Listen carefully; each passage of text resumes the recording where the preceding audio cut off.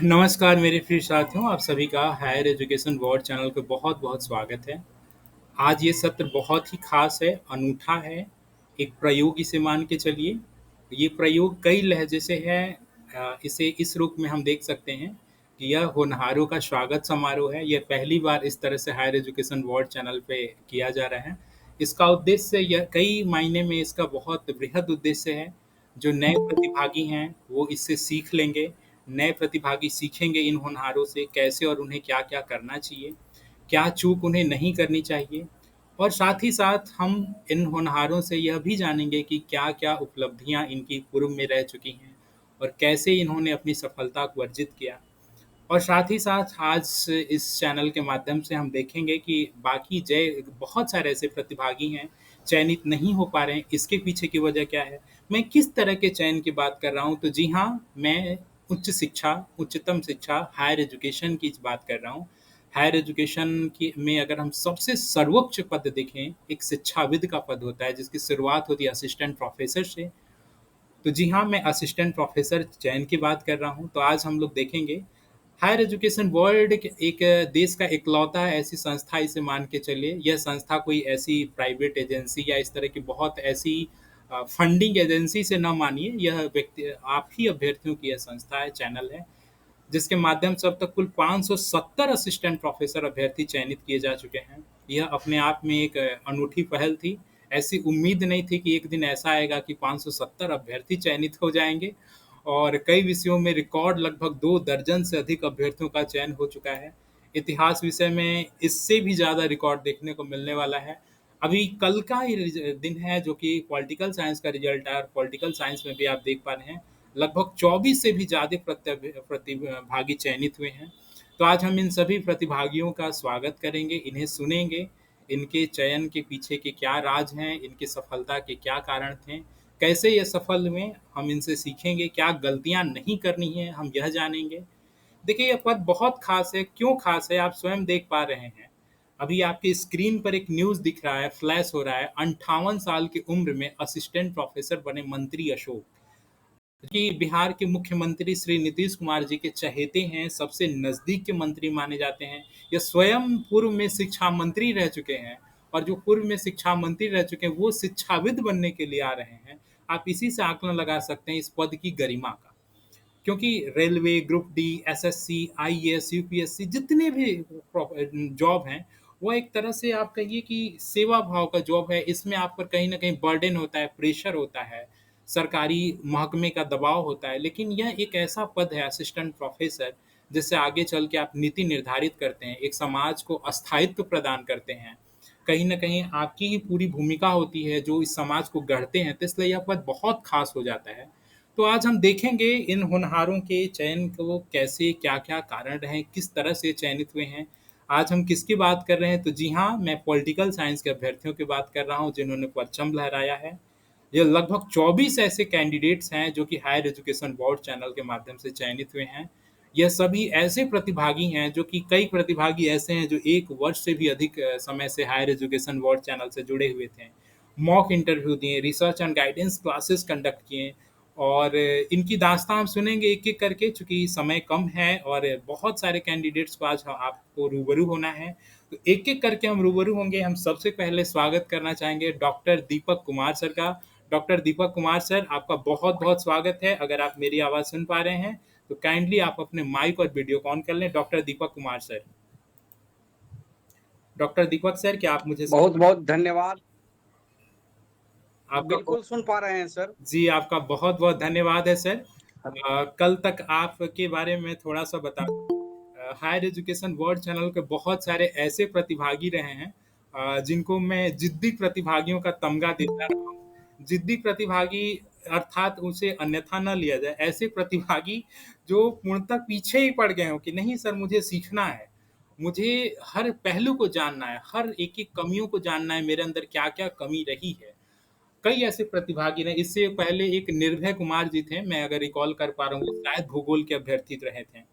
और उनको मैं ये तमगा दिया करता था क्योंकि वो लगातार शायद कई मॉक इंटरव्यू दिए, मुझे याद भी नहीं है, लेकिन उनसे यह तमगा आपने छीन लिया है दीपक सर, क्योंकि आप लगातार मुझे परेशान करते रहे हैं। लेकिन मुझे बहुत खुशी है कि उस परेशानी का सबक ये रहा कि आज आप चयनित हो चुके हैं और आप असिस्टेंट प्रोफ़ेसर जैसे मानद पद को आप गौरवान्वित करेंगे और इसके लिए आपको बहुत-बहुत शुभकामनाएँ।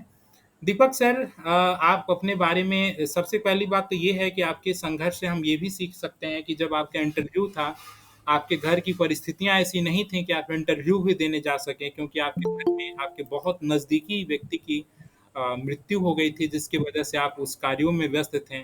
आपके बाल को भी देख कर के समझा जा सकता है, चूँकि आपके बाल उस समय हट गए थे। आपके बहुत नज़दीकी व्यक्ति थे। इसके बावजूद भी आप सभी संघर्षों और चुनौतियों को जूझते हुए भी आप अपने लिए प्रयासरत रहें, अपने लिए उन्हीं अभाव के प्रभाव से निकल कर के आप तत्पर रहें। और जैसा कि आपके बारे में ब्रीफ में मैं बता दूँ, आप अभी हेडमास्टर प्रधानाध्यापक के रूप में कार्यरत हैं स्कूलिंग शिक्षा में, बिहार के स्कूल में। लेकिन अभी आप असिस्टेंट प्रोफ़ेसर बन चुके हैं। आपको बहुत-बहुत शुभकामनाएँ। दीपक सर, जितने भी लोग आपको सुन रहे हैं, जान रहे हैं, आपको जानना चाहेंगे आपकी उपलब्धि का सबसे प्रमुख कारण बताइए क्या रहा? मैं समझता हूँ कि ये जो उपलब्धि मिली है, सबसे पहले तो मैं आपका कोटि-कोटि धन्यवाद करना चाहूँगा सर, कि मैं जिस समय भटक रहा था, कोई तो राह बताए, कोई तो रास्ता सुझाए कि किस तरह से तैयारी करनी है और क्या तैयारी करनी है। उस समय मेरी आदत है कि अच्छे-अच्छे वीडियोज़, प्रेरणादायी वीडियोज़ देखते रहते हैं, तो उसी क्रम में आपका एक वीडियो मिला और उसी के माध्यम से आपसे जुड़ा। और आपसे जुड़ा तो मेरा लगाव आपके प्रति गहरा होता चला गया और आपने ऐसी दिशा दी, ऐसी प्रेरणा जगाई कि हम लोग एकदम चल पड़े कारवां लेकर, कारवां बढ़ता ही चला गया और इसका श्रेय सर मैं आपको देना चाहूँगा। और जहाँ तक मेरे संघर्ष की बात है, तो मेरी पूरी दास्ताँ तो मैंने तो आपको कई बार बताई भी है कि मेरा जीवन संघर्षों से भरा रहा है। बचपन में ही पिताजी की मृत्यु हो चुकी थी और काफ़ी परेशानियाँ झेलनी पड़ी। हम अकेले भाई, एक छोटी बहन थी। काफ़ी संघर्षों से भरा रहा मेरा संघर्ष दीपक सर, और आपका नेटिव प्लेस कहाँ है? मैं भागलपुर जिले से हूँ सर। अच्छा, अच्छा, आप भागलपुर ज़िले से ताल्लुक़ रखते हैं, बहुत अच्छी बात है। दीपक सर के जी। बारे में एक चीज़ मैं और इनके विशेषण के रूप में जोड़ना चाहूँगा। जब ये पहली बार जुड़े हुए थे, तो नो डाउट शुरुआती दौर में अभ्यर्थी को थोड़ी हिचकिचाहट होती है, थोड़ी घबराहट होती है, चूँकि पहली बार वो मॉक इंटरव्यू फेस करते हैं। तो दीपक सर में भी वो बहुत सारी कमियाँ, बहुत सारी मतलब थोड़ी कमियाँ थीं, मैं उसे डिनाई नहीं करूँगा, लेकिन आपको एक चीज़ बताना चाहूँगा, ये जितने देखने में भोले और सौम्य लग रहे हैं, यह इतने ही पारंगत हो चुके हैं वर्तमान समय में पॉलिटिकल साइंस में। ये नहीं, नहीं सर, ये तो बहुत पॉलिटिकल साइंस के इंटरनेशनल रिलेशनशिप से लेकर के, भारतीय राजनीति से लेकर के, प्लूटो से लेकर के, अरस्तू से लेकर के, सभी पहलुओं पर इनकी बहुत गंभीरता से इनकी पकड़ हो चुकी है। और दीपक सर, इस उपलब्धि के लिए आपको बहुत-बहुत धन्यवाद। मैं आपसे, चूँकि समय बहुत कम है सर, चूँकि बहुत सारे लोगों को सुनना है, आप जाते-जाते सर ऐसे प्रतिभागियों को क्या कहना चाहेंगे जो अभी न्यू हैं और बहुत सारे ऐसे प्रतिभागी थे जिनका दुर्भाग्यवश चयन नहीं हो पाया और आने वाले समय में असिस्टेंट प्रोफ़ेसर बनने की राह देख रहे हैं। तो आप अपने संघर्षों के आधार पर बताइए आप क्या कहना चाहेंगे? 2 शब्द अ, में। जी।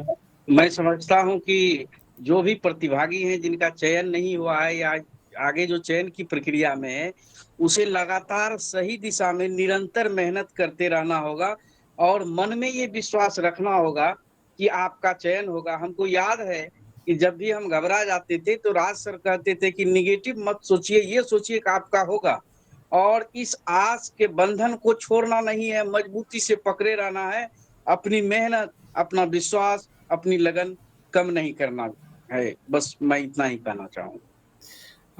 जाते-जाते सर आप अपने इंटरव्यू के दरमियान के कुछ रोचक बातें, अच्छा, आपका साक्षात्कार कितनी देर तक चला था?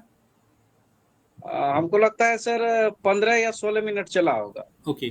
दीपक सर के बारे में एक चीज़ और बता दूँ, ये ओबीसी कैटेगरी के टॉप 3 कैंडिडेट्स में से एक हैं।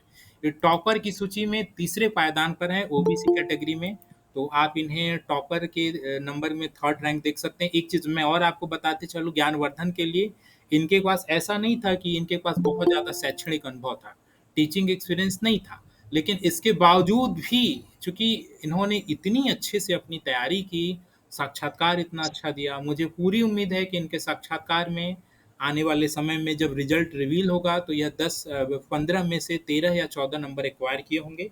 दीपक सर, आपके उज्जवल भविष्य की बहुत सारी शुभकामनाएँ और आपका चयन हुआ इसके लिए हम सभी बहुत ही खुश हैं और सभी प्रतिभागी आपको बहुत सारी दुआएँ दे रहे हैं और आपको बहुत-बहुत शुभकामनाएँ। Thank you so much Deepak sir. और hello doctor sir. Soni ma'am, मैं चाहूँगा आप अपने माइक को ऑन कर लें, वीडियो को ऑन कर लें। Doctor Soni Kumari ma'am.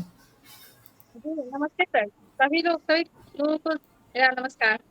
बहुत-बहुत नमस्कार जी, मैम। मैं आपके बारे हेलो, में भी कहना चाहूँगा, आप भी दीपक सर से कम नहीं रही थीं। आपने भी लगातार हर हेलो। जी हाँ, सॉरी, सॉरी ये माइक जी, म्यूट था। मैं जी। आपके बारे में भी कहना चाहूँगा, आप भी दीपक सर से कम नहीं रही थीं। आप लगातार हर समय कॉल, दिन हो, रात हो, समय आपने नहीं देखा। मुझे लगातार कॉल किया और शुरू में लगता था कि यार ये तो बिल्कुल ही समय की मर्यादा का ध्यान नहीं रखती हैं, सदा ही कॉल कर देती हैं। लेकिन मुझे वो आज अच्छा लग रहा है क्योंकि आपने उसको रिज़ल्ट के रूप में परिवर्तित किया है और जी, आपने मुझे गौरवान्वित होने का अवसर प्रदान किया। आप चयनित हो चुकी हैं और एक मानद संस्था में अब विश्वविद्यालय में पढ़ाएँगी और फलतः आपने परिणाम को हासिल किया, इसके लिए आपको बहुत सारी शुभकामनाएँ।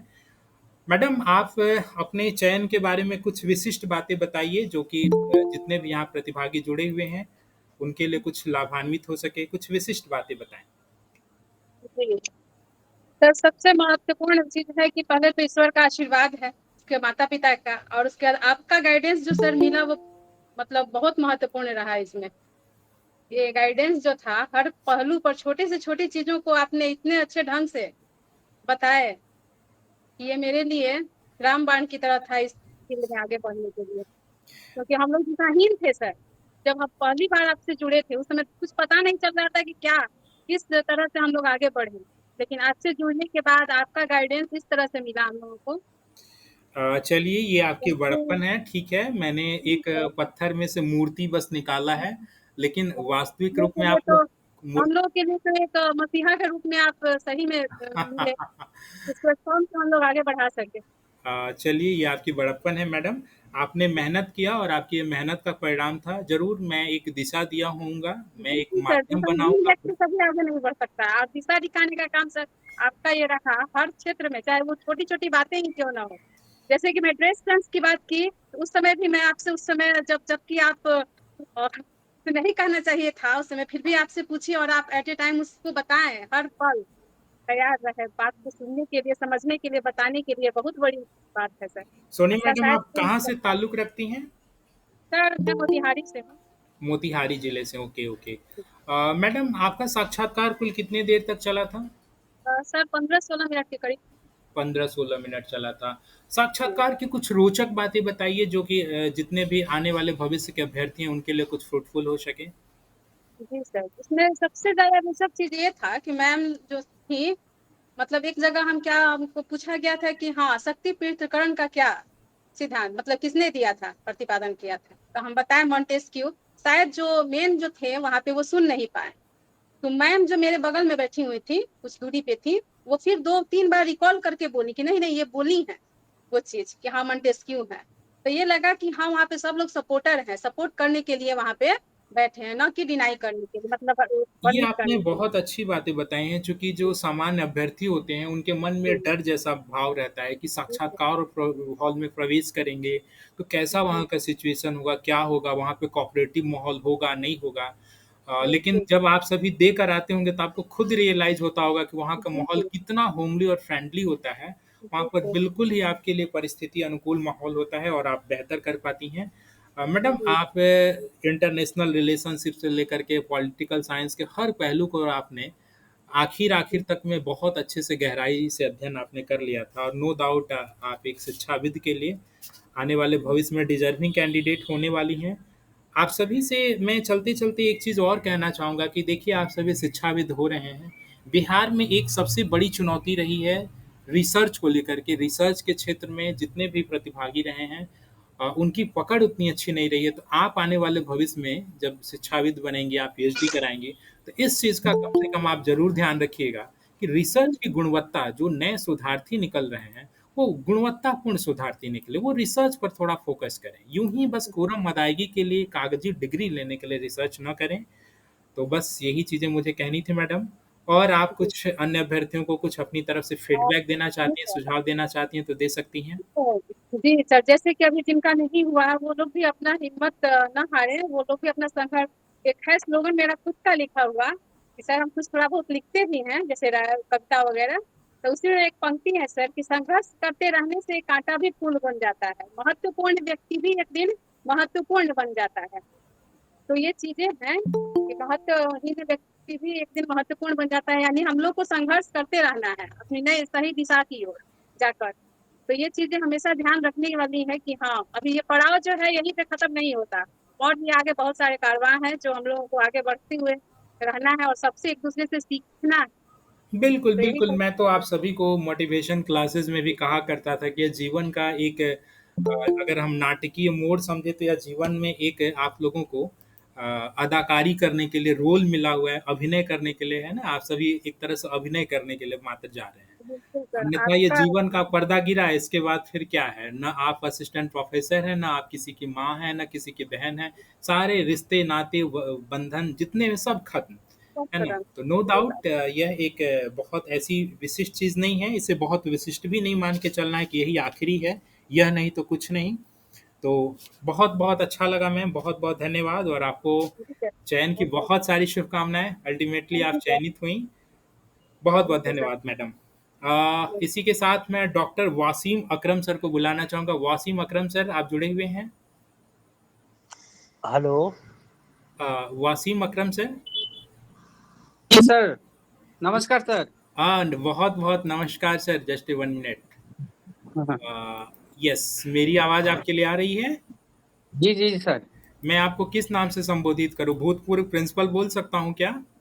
नहीं सर, अभी तो हम छोड़े नहीं है। चलिए, छोड़े नहीं और हैं, लेकिन बहुत जल्द आप छोड़ने वाले हैं। चलिए, मैं जी आपको जी सर। वासीम अकरम सर के बारे में बता दूँ। जैसे हायर एजुकेशन वर्ल्ड चैनल से बहुत सारे ऐसे प्रतिभागी थे जो वर्षों से जुड़े हुए थे, कोई 2 महीने से, कोई 6 महीने से, कोई 1 आध साल से। वासीम अकरम सर आखिरी दिनों में जुड़े हुए हैं, लेकिन इनके लगन के बारे में बताऊँ, आखिरी दिनों से जुड़े, लेकिन ऐसा कभी मैंने नहीं देखा कि मैं रिसर्च एंड गाइडेंस क्लासेस करा रहा हूँ और वासीम सर उसमें न जुड़े हों। चाहे दिन हो या रात हो, कभी भी मैं क्लासेस कराऊँ, ये अपने बिज़ी शेड्यूल में भी समय निकाल कर के उसमें ज़रूर जुड़ा करते थे। नो डाउट वासिफ अकरम सर पहली बार इंटरव्यू दे रहे थे असिस्टेंट प्रोफ़ेसर के पद पर और उसके बारे में थोड़ी अनुभव की कमी थी, यह स्वाभाविक है। लेकिन उन अनुभवों जो भी कमियाँ थी उस पर वर्क किया और आखिरी समय तक आपने भी सर अपने आप में बहुत ज़्यादा चेंजेस लाया और आप पूर्ण रूप से रूपांतरित हो गए। जो पहले वासिम अकरम सर मिले थे और जो आखिर बार साक्षात्कार दिए, हमें लगता है कि मॉक इंटरव्यू जो हमारा पॉलिटिकल साइंस का चला, उसमें सबसे आखिरी कैंडिडेट्स में शायद आप भी रहे हैं। तो आपका जी जो सर, चयन हुआ इसके लिए आपको बहुत-बहुत शुभकामनाएँ। वासीम सर आप कहाँ से बिलॉन्ग करते हैं? हम दरभंगा से हैं सर। अच्छा, आप दरभंगा जिले से हैं। बहुत-बहुत शुभकामनाएँ। किस कैटेगरी में और क्या रैंक है सर वासीम सर आपका? हाँ, मेरा ईबीसी 12वां रैंक है। ओके, चलिए ईबीसी में 12वां रैंक है, बहुत अच्छी बात है। हाँ, वासीम सर आपने आपका कितनी देर तक साक्षात्कार चला था सर? लगभग 15-20 मिनट। ओके। एक चीज़ मैं देख रहा हूँ जितने भी अभ्यर्थी हैं जो चयनित हैं लगभग उनका 15-20 मिनट साक्षात्कार चल रहा है और बहुत अच्छा ये है कि एक हेल्दी इंटरव्यू वहाँ पे चल रहा है, एक हेल्दी कन्वर्सेशन एस्टैब्लिश हो रहा है। वसीम सर आप अपने साक्षात्कार के दरमियान आपसे क्या-क्या मूल रूप से प्रश्न पूछे गए थे? क्या आपसे पीएचडी, रिसर्च और अन्य भी पहलू से? हाँ, जी। मैं तो पीएचडी का तैयार करके गया था थीसिस से, हाँ, लेकिन हाँ। थीसिस से एक भी सवाल नहीं, टॉपिक छोड़ के कुछ नहीं पूछा। और बेसिकली हमको फायदा इंटरनेशनल रिलेशन पर बहुत सारे सवाल आए, जैसे ऑपरेशन सिंदूर, डोकलाम, इजराइल ईरान संघर्ष, टैरिफ। तो ये तो हमारा अपना पसंदीदा ये था सब्जेक्ट, तो हम अच्छे से जवाब दिए। लेकिन एक चीज कमी रह गई, एक महिला थी जो हमको बहुत ज्यादा जो है परेशान की, कि वो बेसिक सवाल पूछना शुरू करे, जैसे पॉलिटिकल थ्योरी, उसके बाद किताब का नाम पूछ ली। हमको सही में याद नहीं था। इंटर में कौन सा किताब चलता है? आपने बताया था इंटर बोलिएगा, इंटर में पढ़ाते हैं, लेकिन हम बाद में उसको कह दिए कि हम यहाँ प्रिंसिपल हैं, हमको पढ़ाने का मौका नहीं मिलता, हमारे यहाँ शिक्षक बहुत ज्यादा थे, इसीलिए हाँ सिलेबस चेंज हुआ है, इसलिए हमको किताब का नाम मालूम नहीं। चलिए, आपने ईमानदारी से जवाब दिया। आपसे एक चीज़ हम्म। शिक्षा आप सभी ले सकते हैं, जितने भी नए प्रतिभागी जुड़े हुए हैं। अमूमन हम्म। होता क्या है कि हम जिस भी विषय के संबंध में जाते हैं, तो हम सोचते क्या हैं कि विषय की जितने ऊपरी-ऊपरी पहलू हैं, उन सब पर बहुत गंभीरता से उस पर तैयारी हाँ करो, हाँ बहुत गंभीरता से।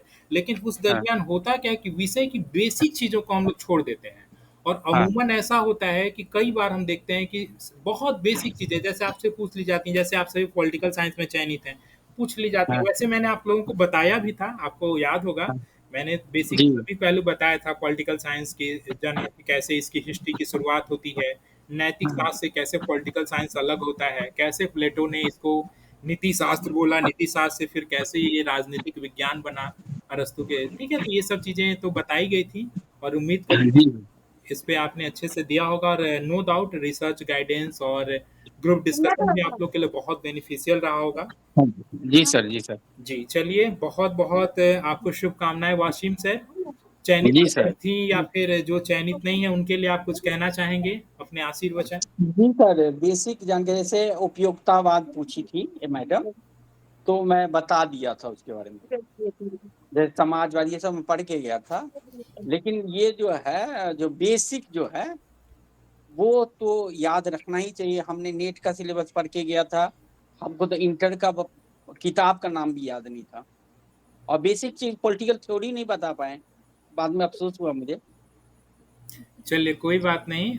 कुछ साक्षात्कार में ऐसा समय आता है जब 1-2 प्रश्न आप रिस्पॉन्स नहीं दे पाते हैं। अ, हाँ जी हाँ, तो इट्स ओके, उससे बहुत ज़्यादा वो नेगेटिव इम्पैक्ट नहीं होता है, चूँकि वहाँ पर आप कितनी अच्छे से टीच कर पा रहे हैं, चूँकि आप जिस पद जी के जी लिए जा रहे हैं वो एक शिक्षाविद का पद है, एक आप लेक्चरर के पद पे जा रहे हैं, तो आप कितने अच्छे लेक्चर दे पा रहे हैं, दैट इज़ द मैटर। और वो आपने जी। बखूबी निभाया, उस चीज़ को आपने अमल किया। अल्टीमेटली आप चयनित हो चुके हैं सर, इसके लिए आपको बहुत-बहुत शुभकामनाएँ सर। बहुत-बहुत जी सर, धन्यवाद वासीम। थैंक यू, शुक्रिया सर। जी, डॉक्टर सुनीता कुमारी मैम, मैं चाहूँगा आप जुड़ी हैं doctor Sunita ma'am? Doctor Sunita ma'am, क्या आप मुझे सुन पा रही हैं? Okay, I would like to go doctor Abhishek Kumar sir. Doctor Abhishek Kumar sir, आप जुड़े हुए हैं? जी यस, प्लीज़ अभिषेक सर, आप अपने माइक और वीडियो को ऑन कर लें। माइक तो ऑन हो चुका है, वीडियो ऑन नहीं है। अभिषेक सर? जी जी जी, give me a second. Okay. चलिए, मैं थोड़ा-सा अभिषेक सर के बारे में आप लोगों को व्याख्यायित कर दूँ। हमारे पास बहुत सारे ऐसे अभ्यर्थी आए हुए थे जो शुरू में थोड़ी उनको शार्पनेस की ज़रूरत थी, थोड़ा उन्हें गढ़ने का मेरे द्वारा प्रयास किया गया। लेकिन कुछ ऐसे भी प्रतिभागी आए हुए थे जो अपने आप में इतना ज़्यादा प्रयास उन्होंने कर रखा था और वो स्वयं इतने महारत हासिल किए हुए थे, उनके चयन में कोई संशय नहीं था। उन्हीं में से डॉक्टर अभिषेक कुमार सर हैं। डॉक्टर अभिषेक सर की उपलब्धि ये स्वयं यूपीएससी के साक्षात्कार भी दिए हुए हैं। यूनियन पब्लिक सर्विस कमीशन आप समझ सकते हैं और अभी ये वर्तमान में दिल्ली शिक्षा विभाग के अंतर्गत उच्च पद पर कार्यरत हैं शिक्षा विभाग में। डॉक्टर अभिषेक सर, आपका अनुभव बहुत लंबा रहा है शैक्षिक पदों पर भी। अभी आप शिक्षाविद के रूप में भी दिल्ली एजुकेशन बोर्ड में कार्यरत हैं और आपने यूपीएससी का भी साक्षात्कार दिया और आप असिस्टेंट प्रोफेसर के साक्षात्कार के रूप में चयनित हो चुके हैं।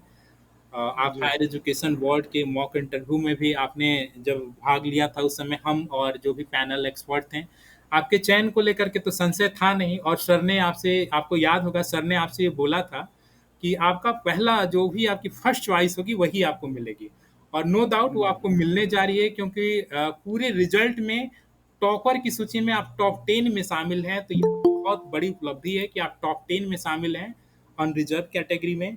डॉक्टर अभिषेक सर, आप अपने अनुभव के आधार पर बताइए। पहले बात तो सर ये जानना चाहेंगे आपका नेटिव प्लेस कहाँ है सर, डॉक्टर अभिषेक सर? सर, मेरा जन्म स्थान तो भागलपुर है मेरा भी। अच्छा, अच्छा, आप भागलपुर से ही हैं। अभिषेक सर, आपने यूपीएससी का भी साक्षात्कार दे रखा है और आप असिस्टेंट प्रोफेसर का भी साक्षात्कार दिए, दोनों में आपने क्या अंतर पाया? जी, मैं बताना चाहूँगा आपको कि इंटरव्यूज़ के साथ मेरा रिश्ता बड़ा ही 36 का रहा है। और इवन इस इंटरव्यू में भी मेरे साथ एक ऐसी घटना घटी जो मैंने कभी एक्सपेक्ट नहीं किया था, और इस वजह से मेरा मूड काफ़ी खराब हो गया था इंटरव्यू से निकलते-निकलते। और जहाँ तक यूपीएससी का इंटरव्यू मैंने 2019 में दिया था सर, वहाँ पर मेरे पर्सनल लाइफ़ को बहुत ज़्यादा टारगेट किया गया था। मैंने इंजीनियरिंग बीच में छोड़ दी थी और इस चीज़ को उन्होंने काफ़ी एक्सप्लॉइट किया था। तो मतलब इंटरव्यू मेरा जिस दिशा में जाना चाहिए था सिविल सर्विसेज में, कहीं न कहीं गया नहीं, और उसी ने अंतिम में मेरे परिणाम को बाधित भी किया कहीं न कहीं। और इस इंटरव्यू में मेरे साथ एक ऐसी घटना घटी, चूँकि आपने पहले ही इसका ज़िक्र छेड़ दिया तो मैं बता देता हूँ, कि ऐसा कोई प्रश्न तो था नहीं जो उन्होंने पूछा और मुझे ना आता हो। उन्होंने हिंदी में पूछा तो मैंने हिंदी में जवाब दिया, इंग्लिश में पूछा मैंने इंग्लिश में जवाब दिया। 15-17 मिनट मेरा इंटरव्यू हो चुका था, और उसके बाद अचानक से इन बिटवीन एक आदमी आता है बोर्ड में दरवाज़ा खोल के, और वो मेरे बोर्ड के एक मेंबर को कहता है कि चेयरमैन ने आपको बोला है किसी दूसरे बोर्ड में जाने के लिए, नाम लेकर के। और वो आदमी, जो वो बोर्ड के मेंबर थे, वो काफ़ी गुस्से में आ गए। मेरे इंटरव्यू के बीच में ही वो तमतमा गए। वो बोले कि go and tell your chairman that I hold a very important position, and if he treats me like that I am going to board a flight. और काफ़ी मतलब अजीब-सा माहौल हो गया, और मैं समझ नहीं पा रहा था कि मैं how should I react in between. और बाकी लोग उनको समझाना शुरू कर दिए। उसके बाद वो जाने की मतलब बैग उठा के चल दिए वो, और मुझे समझ ही नहीं आ रहा था मैं क्या करूँ? फिर सब समझा-बुझा के लाए तो उन्होंने मुझे कहा, उन लोगों ने मुझे कहा कि ठीक है अब आप जाइए। मैंने कहा मेरा इंटरव्यू ऐसे एब्रप्टली ये लोग कैसे खत्म कर सकते हैं? कोई आदमी कितने साल से इंतज़ार कर रहा होगा इस दिन का। तो मैंने कहा sir, you are asking a question, I would like to answer that. तो उन्होंने फिर समझा बात को, तो फिर उन्होंने उस क्वेश्चन को दोबारा पूछा मुझसे जो मैं उसके पहले बता रहा था, और फिर उसका जवाब देने के बाद उन्होंने मुझे तुरंत ही भेज दिया। तो थोड़ा-सा मैं उस वक़्त, मेरा मूड थोड़ा खराब हो गया था, लेकिन अभिषेक अल्टीमेटली सर, थोड़ा-सा जी, यहाँ पे कन्फ्यूज़न हो गई। मैं एक चीज़ जानना चाहूँगा, जो एक थर्ड पर्सन बाहर से दरवाज़ा खोल के आया, तो जी, वो जी। क्या आपके लिए आया था कि आपका इस बोर्ड में इंटरव्यू नहीं, दूसरे बोर्ड में है? नहीं, नहीं सर, वो हमारे बोर्ड मेंबर के एक सदस्य को, जो मेरा इंटरव्यू ले रहे थे, ओके, उनको बोला कि आप बोर्ड नंबर 5 में ना होकर के किसी और में आपको जाना है। और तो इस बात पे वो बोले कि पहले तो मुझे ये बोर्ड अलॉट किया गया था। हाँ। तो इस चीज़ को लेकर के वो काफ़ी गुस्से में आ गए, ओके, और ओके, मतलब ओके, जी। अब मैं समझ पाया। तो कहने का तात्पर्य यह था कि वहाँ का माहौल आपके साक्षात्कार के दरमियान कुछ बहुत अच्छा हाँ। था नहीं। नहीं, उसके पहले जो चल रहा था बहुत अच्छा चल रहा था। मेरे से लगभग सारे प्रश्न उन्होंने पूछ लिए थे। इवन उन्होंने मुझे एक्चुअली देखो सर क्या है कि उन्होंने जो भी पूछा मैंने इतना एग्ज़ैक्ट उसका आंसर दिया कि किसी भी आंसर को उन्होंने 2 लाइन से ज़्यादा सुना नहीं। क्योंकि ऑब्वियसली वो मुझसे पढ़ने तो आए नहीं थे, उनको समझ में आ गया कि इसे आता है। एक्चुअली तो फिर होता वो क्या है अभिषेक सर ना कि जब भी पैनल को ये लगता है कि आप चीज़ों को जान रहे, तो वहाँ पे तुरंत वो रोक देते हैं कि नहीं, नहीं जी, ठीक जी, है, जी, आप ये बताइए, ये बताइए। तो वही चीज़ें आपके जी, संग भी जी। हो रही थी। यह एक जी, जी, स्वाभाविक सी जी। प्रक्रिया थी। जी। जी, जी। अच्छा और सर एक बात मैं ज़रूर कहना। जी। जी सर, बोलिए आप। हाँ, नहीं, नहीं, कंटिन्यू, कंटिन्यू प्लीज़। मैं बस एक अपना अनुभव यही शेयर करना चाहूँगा सर, कि life is a great leveller. आज निश्चित रूप से मैं इसमें सफल हुआ, और मैं निश्चित रूप से काफ़ी खुश भी हूँ। लेकिन सन 2014 में जब ये वैकेंसी पहली बार बीपीएससी के थ्रू, यही सेम वैकेंसी आई थी, उस वक़्त मेरा नेट निकल चुका था, मैं पीजी ताज़ा-ताज़ा किया था, और उस वक़्त मुझे असिस्टेंट प्रोफ़ेसर बनने की कोई इच्छा नहीं थी मुझे। और मैंने उस फॉर्म को फिल अप नहीं किया, और अगर मैंने सिर्फ फॉर्म फिल अप कर दिया होता सर, तो यकीन मानिए शायद इससे भी अच्छा रैंक मेरा उसमें आता, क्योंकि जो 10th-12th का क्राइटेरिया था, मैं हर जगह मेरा 80% से ऊपर मार्क्स था। तो अब मैं ये सोचता हूँ कि लाइफ में कुछ उस बीच में मुझे जॉब भी मिल गई। मेरी सैलरी तो अगर इसको ज्वाइन करूंगा तो और कम हो जाएगी सर, क्योंकि मेरी सैलरी अभी काफी ठीक ठाक है। लेकिन फिर भी मेरी परिस्थितियां ऐसी थी कि अभी मैं बहुत बैडली इस जॉब को चाहता था, कुछ निजी कारणों से।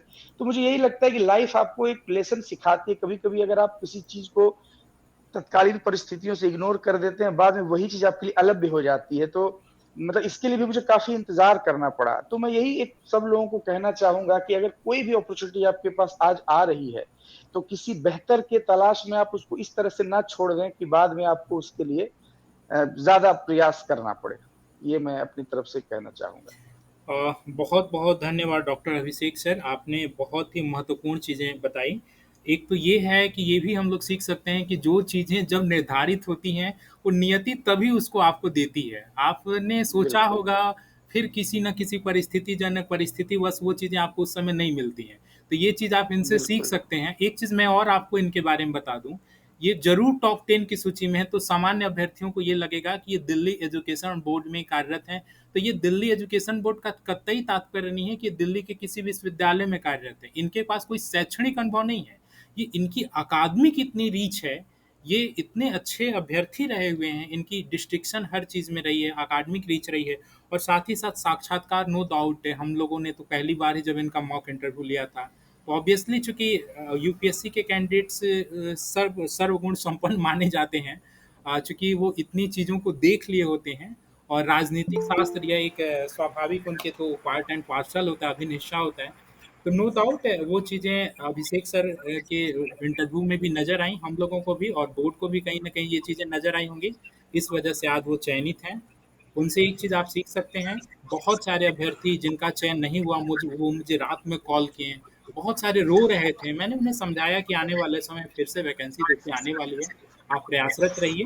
नियति ने जब निर्धारित किया हो तभी आपको वो चीज़ें मिलती है। इससे बेस्ट एग्जाम्पल आपको नहीं मिलेंगे डॉक्टर अभिषेक सर के रूप में। अभिषेक सर सर। मैं जी। एक बात और कहना चाहूंगा सर। चूंकि मैं मतलब आपसे तो काफी लेट जुड़ा मैं, लेकिन चूंकि रेंडमली सर्च करने पर बिहार यूनिवर्सिटी कमीशन से रिलेटेड सिर्फ एक ही चैनल मुझे दिखाई पड़ता था, तो आपके चैनल से मैं वाकिफ था। और एक बात मुझे याद आती है जो मैं जरूर यहाँ बोलना चाहूंगा, कि जो मेरा मॉक इंटरव्यू हुआ था और आपके सिवा मैंने किसी से संपर्क भी नहीं किया, और एक ही मॉक इंटरव्यू मैंने आपके साथ दिया था, और वही मेरे लिए काफी था। उसमें आपने एक बात बोली थी, वो मुझे याद है कि जब मैंने मॉक इंटरव्यू के बाद आपने कहा था कि ये बिहार का दुर्भाग्य होगा, आपका नहीं, अगर इसमें आपका चयन नहीं हुआ तो। और इस तरह की बात जब सामने से कोई बोलता है तो वो काफी हौसले को बढ़ाने वाला होता है। और मेरे लिए इस चैनल से, मुझे तो ये भी नहीं पता था कि आप किस पद पर हैं या आप क्या करते हैं, मुझे तो बल्कि 2-4 दिन पहले पता चला कि आप भी इसमें प्रतिभागी थे। लेकिन जिस डेडिकेशन के साथ आपने इस आयोग की कमियों को उजागर किया है लगातार, और जिस डेडिकेशन से आप लोगों को मार्गदर्शन कर रहे हैं, जो मुझे अन्य लोगों से पता चल रहा है, वो काबिल तारीफ है। मैं आपको भी आपके उज्जवल भविष्य की कामना करता हूं, और एक बार फिर से अंत में आपको धन्यवाद देता हूं। चलिए, बहुत बहुत धन्यवाद डॉक्टर अभिषेक सर। आप एक प्रेरणा स्रोत बनेंगे जितने भी अभ्यर्थी जुड़े हुए हैं, जिन जो कहीं ना कहीं किसी कारणवश एक दो पॉइंट से भी चूक गए होंगे, वो निराश नहीं होंगे, हताश नहीं होंगे। नियति जब निर्धारित करती तभी आपको वो चीज़ें मिलती हैं। डॉक्टर अभिषेक सर, आपको बहुत बहुत हार्दिक शुभकामनाएं, आपके उज्जवल भविष्य की। हमें हम सभी को बहुत बहुत हम सभी की ओर से शुभकामनाएं हैं sir. Thank you so much. Thank you so much. Okay. Okay, doctor Sunita Kumari ma'am, आप अवेलेबल हो चुकी हैं क्या? Okay, doctor Sumit Kumar sir, आप जुड़े हुए हैं? Doctor Sumit sir. जी सर, जुड़े हुए। Yes, very good evening sir. Just 1 minute, good evening sir. 1 minute समय दीजिए, मैं सभी के समक्ष आपको प्रस्तुत करूं। जी हाँ, सुमित सर कैसे हैं? जी बहुत बढ़िया सर। चलिए, आप पहली बार जब जुड़े थे, मुझे आज भी वो याद है, वो नर्वस सा चेहरा, घबराया हुआ चेहरा, लेकिन जी जी आपने अपने अंदर बहुत सारा चेंजेस लाया। आखिर आते जी आते आते आते जिस तरह सभी अभ्यर्थियों में एक बोल्डनेस आ गया था, एक बोलने की जी जी। कला आ गई थी, क्योंकि जानने को बहुत सारे अभ्यर्थी जानते हैं, रखने की कला हम्म। नहीं आती। जानने को तो आप सभी जान रहे थे बहुत सारी चीज़ें, लेकिन जो रखने की कला थी, वो आखिरी समय तक बहुत अच्छा था। आपने भी अपने में बहुत रूपांतरित लाया, बहुत अच्छे स्तर से आपने अपने में चेंजेस लाया, और उसी का कहीं न कहीं परिणाम है कि आने वाले भविष्य में आप एक बड़े मानद पद पे, अब तो शिक्षाविद बन ही चुके हैं। असिस्टेंट जी प्रोफ़ेसर जी बनना मतलब कि एक उत्कृष्ट स्तर पर जाना। तो आने जी। वाले भविष्य में हो सकता है आप ही में से कोई किसी बोर्ड का अध्यक्ष बने, बोर्ड का सदस्य बने, है ना? तो आने वाले भविष्य में आपको भी बहुत जी सारे जी। उज्ज्वल शुभकामनाएँ। सुमित सर, आप कहाँ से बिलॉन्ग करते हैं? अब जी, आप आवाज़ सुन पा रहे हैं सर? जी हाँ, हम सर सॉरी, आपकी आवाज़ ब्रेक हो रही है। जी, सुमित सर कहाँ से बिलॉन्ग करते हैं? सर पटना से। Okay, okay, okay. ठीक है। सुमित सर, आपका साक्षात्कार कुल कितने देर तक चला था? 15 से 20 मिनट सर हमारा। Okay, okay. अ, और जी, जी। सर सुमित सर सर जी, जी। सुमित सर मैं आपसे क्षमा चाहूँगा अनफॉर्च्यूनेटली एक्चुअली आपकी आवाज़ बहुत ब्रेक हो रही है, हम सभी सुन नहीं पा रहे हैं। तो आपके उज्ज्वल भविष्य की बहुत जी सारी शुभकामनाएँ सर। ईश्वर से मेरी जी जी प्रार्थना है कि आप यशस्वी और आगे ऐसे ही आने वाले भविष्य हम्म, में जितने भी जी शोधार्थी आपके अंडर में आएँगे, आप नैतिक मार्गदर्शन करेंगे उनका और बिहार की शिक्षा के लिए जितना बेहतर से बेहतर हो सके, आप प्रयासरत रहेंगे। जी बहुत-बहुत धन्यवाद सुमित सर, आपकी आवाज़ ब्रेक हो रही है इसलिए धन्यवाद जी। धन्यवाद। Doctor Pradeep Kumar sir, doctor Pradeep sir आप जुड़ चुके हैं? डॉक्टर प्रदीप सर जुड़े हैं क्या? ओके। डॉक्टर सुनीता मैम आप जुड़ चुकी हैं क्या? Okay. Doctor Rakesh Kumar sir, doctor Rakesh Kumar. जी सर, नमस्कार sir. Okay, just a 1 minute sir. Yes, चलिए मैं आपको भी स्क्रीन पे ला दिया। राकेश सर मेरी आवाज़ आपके लिए स्पष्ट है? जी जी। चलिए, राकेश सर भी एक ऐसे प्रतिभागी थे जिनके बारे में मैं क्या ही कहूँ, ये एक तरह से ज़ीरो से हीरो बनने वाली बातें हैं। राकेश सर जब शुरू में जुड़े हुए थे, तो मुझे आज भी याद है कि बहुत ज़्यादा उनके अंदर घबराहट थी। वो चूँकि पहली बार असिस्टेंट प्रोफ़ेसर के इंटरव्यू फेस करने वाले थे और उनको नहीं मालूम था कि कैसे क्या-क्या परिस्थितियाँ होती हैं। लेकिन मैं आपको ये बताना चाहूँगा, इनके सौम्य और भोले चेहरे पे ना जाइएगा। ये पॉलिटिकल साइंस के बहुत पारंगत व्यक्ति अभी वर्तमान में हो चुके हैं। ये पॉलिटिकल साइंस के सूक्ष्मतम से सूक्ष्मतम और प्रकांड से जितने भी बड़े पहलू हो सकते हैं, नेशनल रिलेशनशिप, पॉलिटिकल साइंस की जितनी भी अवधारणाएँ हैं, सिद्धांत हैं, सभी पहलुओं पर बहुत ही गहन इनकी अब समझ हो चुकी है, व्यापक अध्ययन हो चुका है और इसका ही परिणाम है कहीं न कहीं कि राकेश कुमार सर आज असिस्टेंट प्रोफ़ेसर के रूप में चयनित हो चुके हैं। राकेश सर, आपके उज्ज्वल भविष्य की बहुत-बहुत शुभकामनाएँ। राकेश सर, आप कहाँ से बिलॉन्ग करते हैं? जी बहुत बहुत धन्यवाद सर, आपने जो मुझे गाइड किया और इसका परिणाम हुआ कि मैं सफल रहा। मैं सीतामढ़ी से बिलोंग करता हूँ। ओके, सीतामढ़ी से बिलॉन्ग करते हैं। राकेश सर, कितने देर तक साक्षात्कार चला था? जी मेरा 15 से 20 मिनट का लगभग चला था। ओके। क्या रिसर्च से भी संबंधित प्रश्न पूछे गए थे? जी रिसर्च भी था और आर्टिकल भी था और विषय वस्तु से भी था और थोड़ा इधर-उधर के भी था और करंट में जो न्यायपालिका की जो भूमिका है उस पर भी था। आपका अनुभव कैसा रहा? आप जितने भी यहाँ पे अभ्यर्थी हैं, उनको क्या अपनी तरफ से मार्गदर्शन देना चाहेंगे? दुर्भाग्यवश जिनका 1-2 नंबर से चूक गए हैं या फिर कोई भी, आप अपने अनुभव के आधार पे कुछ अपनी प्रतिक्रिया दीजिए। जी, मैं तो यही कहूँगा कि अपने विषय की पढ़ाई करनी चाहिए। एक पढ़े-लिखे लोगों को स्वाध्याय करते मतलब अपना सेल्फ स्टडी करते रहना चाहिए। इससे ही उनमें जो है विषय के प्रति वस्तुनिष्ठता आती है और अपनी पढ़ाई पर ध्यान रखने पर निश्चित तौर पर आने वाले भविष्य में भी उनको मौका मिलेगा।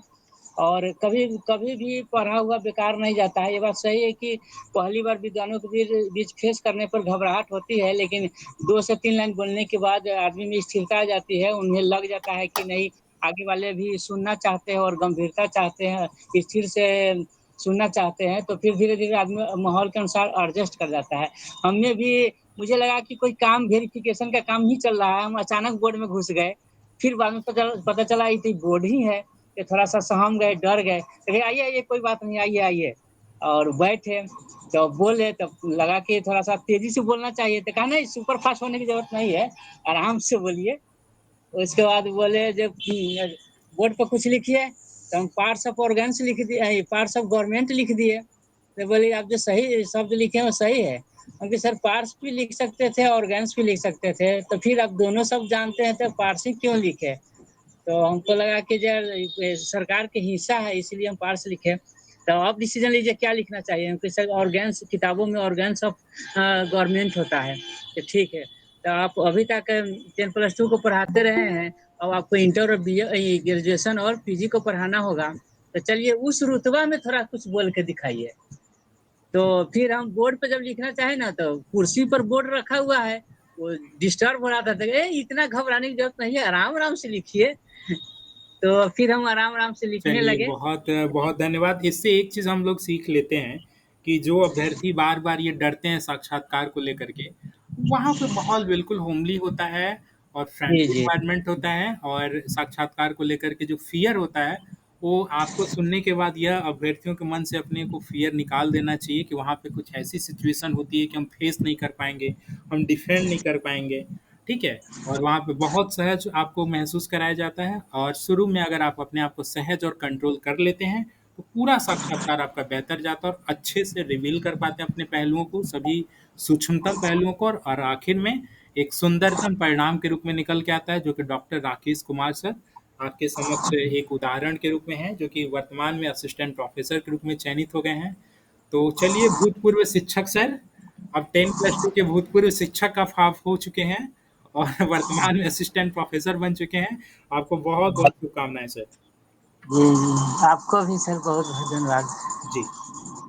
चलिए अब मैं डॉक्टर कलानंद सर को बुलाना चाहूँगा। डॉक्टर कलानंद सर, जुड़े हुए हैं? हाँ, डॉक्टर कलानंद सर तो हैं। नमस्कार सर। चलिए डॉक्टर कलानंद सर के बारे में थोड़ा-सा व्याख्यायित कर दूँ। ये सबसे पहली बात इनकी उपलब्धि ये है कि अपने कैटेगरी के टॉपर अभ्यर्थी हैं। ये ईवी सर अगर मैं सही हूँ तो ईवीसी है ना? Doctor Kalanand ji, sir, if I am correct, you are belong from EVC category? Uh, oh okay, madam. Okay, okay. Doctor Kalanand sir EVC category के अभ्यर्थी हैं और यह टॉपर कैंडिडेट है, टॉप नंबर 1 रैंक है इनका। इनके बारे में भी मैं क्या ही कहूँ, ये भी एक ज़िद्दी अभ्यर्थियों की ही शैली से आते हैं। ज़िद्दी अभ्यर्थी का तात्पर्य यह लगातार सीखने की जो ज़िद होती है कि नहीं मुझे और अपने आप में संशोधन करना और अपने आप में संशोधन करना। मुझे याद है इन्होंने कई बार पूछा नहीं सर मुझे अपनी कमियों को और बताइए। हमारे एक्सपर्ट को भी इन्होंने बहुत परेशान किया सर और कमियों को बताइए। और आखिर कई बार अपने आप में और स्व-अध्याय, इनका स्व-अध्याय और स्व-मूल्यांकन और साथ ही साथ जो समग्र रूप में आप लोगों के द्वारा ग्रुप डिस्कशन क्लासेस किया जाता था, उसमें भी ये बखूबी अपनी पार्टिसिपेशन करते थे और उसी का एक समेकित परिणाम है कि कलानंद सर अभी एक असिस्टेंट प्रोफेसर के रूप में चयनित किए जा चुके हैं। कलानंद सर कितने कहाँ से बिलॉन्ग करते हैं? ज़रा बताइए अपने बारे में।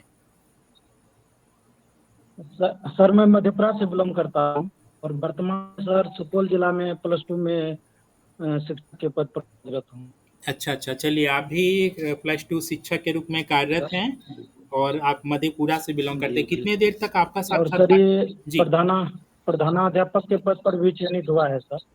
चलिए तो अब तो आप भूतपूर्व प्रधानाध्यापक हो गए ना? सर अभी ज्वाइन भी नहीं किया है। अच्छा चलिए मतलब ज्वाइन करने से पहले ही दूसरी ज्वाइनिंग लेटर आ गई। कितने सौभाग्यशाली हैं आप कि एक ज्वाइनिंग लेटर फिर जी, जी। दूसरी ज्वाइनिंग लेटर, है ना? चलिए नियति ने आपको निर्धारित किया है कि आपको असिस्टेंट जी, जी सर। जी बताइए। जी कलानंद सर आप कुछ जी बोल सर रहे ये हैं? सब जो है सर जी, जी, जी। सर इन सबका तरह जो है सर जो ग्रुप डिस्कशन का जो भी सदस्य है उनका और आप ओके कलानंद सर, हम आपकी भावनाओं को जहाँ तक समझ पा रहे हैं, आप अपनी कृतज्ञता आप सभी के प्रति प्रकट कर रहे हैं। आपका बहुत-बहुत ये आपकी बड़प्पन है कि आप कृतज्ञता सबों के प्रति जी, प्रकट कर रहे हैं, लेकिन इसमें सबसे महत्वपूर्ण था वो था आपका मेहनत और उस मेहनत की बदौलत ही आप सफल हो पाएँ। आपको बहुत-बहुत शुभकामनाएँ कलानंद सर। आपकी आवाज़ ब्रेक हो रही है, इसलिए मैं क्षमा चाहूँगा जी। और धन्यवाद आपको सर। जी, बहुत-बहुत शुभकामनाएँ। Doctor Kundan Mishra sir, doctor Kundan short Mishra पड़ सर, जाते हैं सर, आवाज जाएगी sir. Doctor Kundan Mishra sir, क्या आप सुन पा रहे हैं?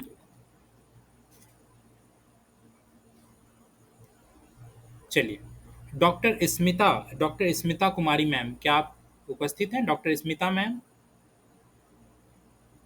जी सर हैं। Okay, just a 1 minute madam. Yes, जी हाँ, हम आपको देख नहीं पा रहे हैं मैडम, आपकी लग रहा है यस। बताइए मैडम जी जी कैसी हैं? सर प्रणाम। जी, प्रणाम, ठीक प्रणाम। है सर। कैसा लग रहा है चयन के जी बाद? सर। सर बहुत अच्छा लग रहा है सर। किस जिले से बिलॉन्ग करती हैं? सर आप ईबीसी से हैं सर कैटेगरी में। किस जिले से बिलॉन्ग करती हैं? भागलपुर सर। भागलपुर, बहुत अच्छा। कितने देर तक मैडम जी साक्षात्कार चला था? सर, मेरा 12 से 15 मिनट के बीच रहा होगा सर, और मॉर्निंग शिफ्ट में था तो गए। इतना अच्छा रहा सर मेरा इंटरव्यू, आप लोग के गाइडलाइंस किए हुए थे सर। वहां जाके मेरे अनुकूल लगा, क्या मेरा बोर्ड है। क्यों आपके और अनुकूल सर, क्यों ऐसा लगा? सर वहाँ एकदम कूल वातावरण था, जैसा आप बताते थे ना कि जैसा जाइएगा मैडम आप बहुत डर जाती हैं। जैसा मैं मौक दी थी, आप बोलते थे कि आप बहुत डर जाती हैं, बात आपका जो है थोड़ा दब जाता है। लेकिन वहां जब हम गए सर, लगा नहीं कि हम रुके या एकदम, मतलब जो क्वेश्चन पूछते थे सर, हम एकदम डायरेक्ट, मतलब हमको लगता था कि आंसर आ ही रहा है। मैं स्मिता मैम के बारे में थोड़ी-सी व्याख्या कर दूँ। ये एक ऐसी विदुषी महिला है, इनसे जब टेलीफ़ोन पे आप बात करेंगे तो इनकी पॉलिटिकल साइंस की सारे ज्ञान इनके निकलने लगेंगे। लेकिन जैसे ही मॉक इंटरव्यू में आती थी तो क ये होता क्या था, शुरुआत में जैसे कि एक सामान्य तौर पर हर अभ्यर्थी घबराता है, इनके अंदर भी वो घबराहट थी। लेकिन आखिरी समय तक इन्होंने बहुत ज़्यादा वर्क किया और उस पर वर्क करने के बाद ये अपनी घबराहट पर विजय पाईं। और उसी का ये परिणाम है, आप सुन भी पा रहे हैं कि कैसे ये शुरू में जब वहाँ पे गईं तो वो सब चीज़ों पे चूँकि इतना वर्क कर लिया था इन्होंने कि बहुत अच्छे से बखूबी साक्षात्कार दे पाईं। मैडम आप अपनी ओर से कुछ 2 शब्द बोलना चाहेंगी जिन अभ्यर्थियों का चयन नहीं हो सका, या फिर अपने कुछ जी बताइए? जी सर, जिसका नहीं हो पाया सर तो कोई बात नहीं है, अपना लगातार प्रयास करते रहें। फिर आने वाली वैकेंसी है उसमें मेहनत करेंगे तो आ ही जाएंगे सर, ऐसा नहीं है। लेकिन अपना, हाँ, फोकस बनाए रखना है। और आपका गाइडलाइंस शायद हम लोग के लिए बहुत बहुत बड़ा अस्त्र के रूप में काम आया सर। चलिए ये आपकी बड़प्पन है। ओके मैडम, बहुत-बहुत धन्यवाद, थैंक यू सो मच। मैं ठीक सर। जी, मैं अगले प्रतिभागी डॉक्टर राजीव कुमार रंजन की ओर चलूँगा। डॉक्टर राजीव कुमार रंजन सर, आप जुड़े हुए हैं? जी सर, नमस्कार सर। बहुत-बहुत नमस्कार सर। आपकी वीडियो अभी हमें नहीं उपलब्ध आ पा रही है। अब आ रही है सर? बिल्कुल आ रही है, वही हँसता हुआ चेहरा, हँसता हुआ नूरानी चेहरा। और अरे थैंक यू। आप एक चीज़ है, कुछ कैंडिडेट्स ऐसे होते हैं जिनकी फेशियल इंप्रेशन इतनी ब्राइट होती है, देख कर के लगता है नहीं ये बंदा तो चयनित होने जा रहा है। ओके, तो शुरू दिन से मैं भी और जो एक्सपर्ट सर जुड़े करते थे वो भी बोलते थे, जब हम चूँकि आप लोग की जो मॉक इंटरव्यू बीत जाती थी, तो बाद में हम लोग डिस्कस करते थे कि कौन कैंडिडेट कैसा है, उसके अंदर क्या-क्या कमियाँ हैं।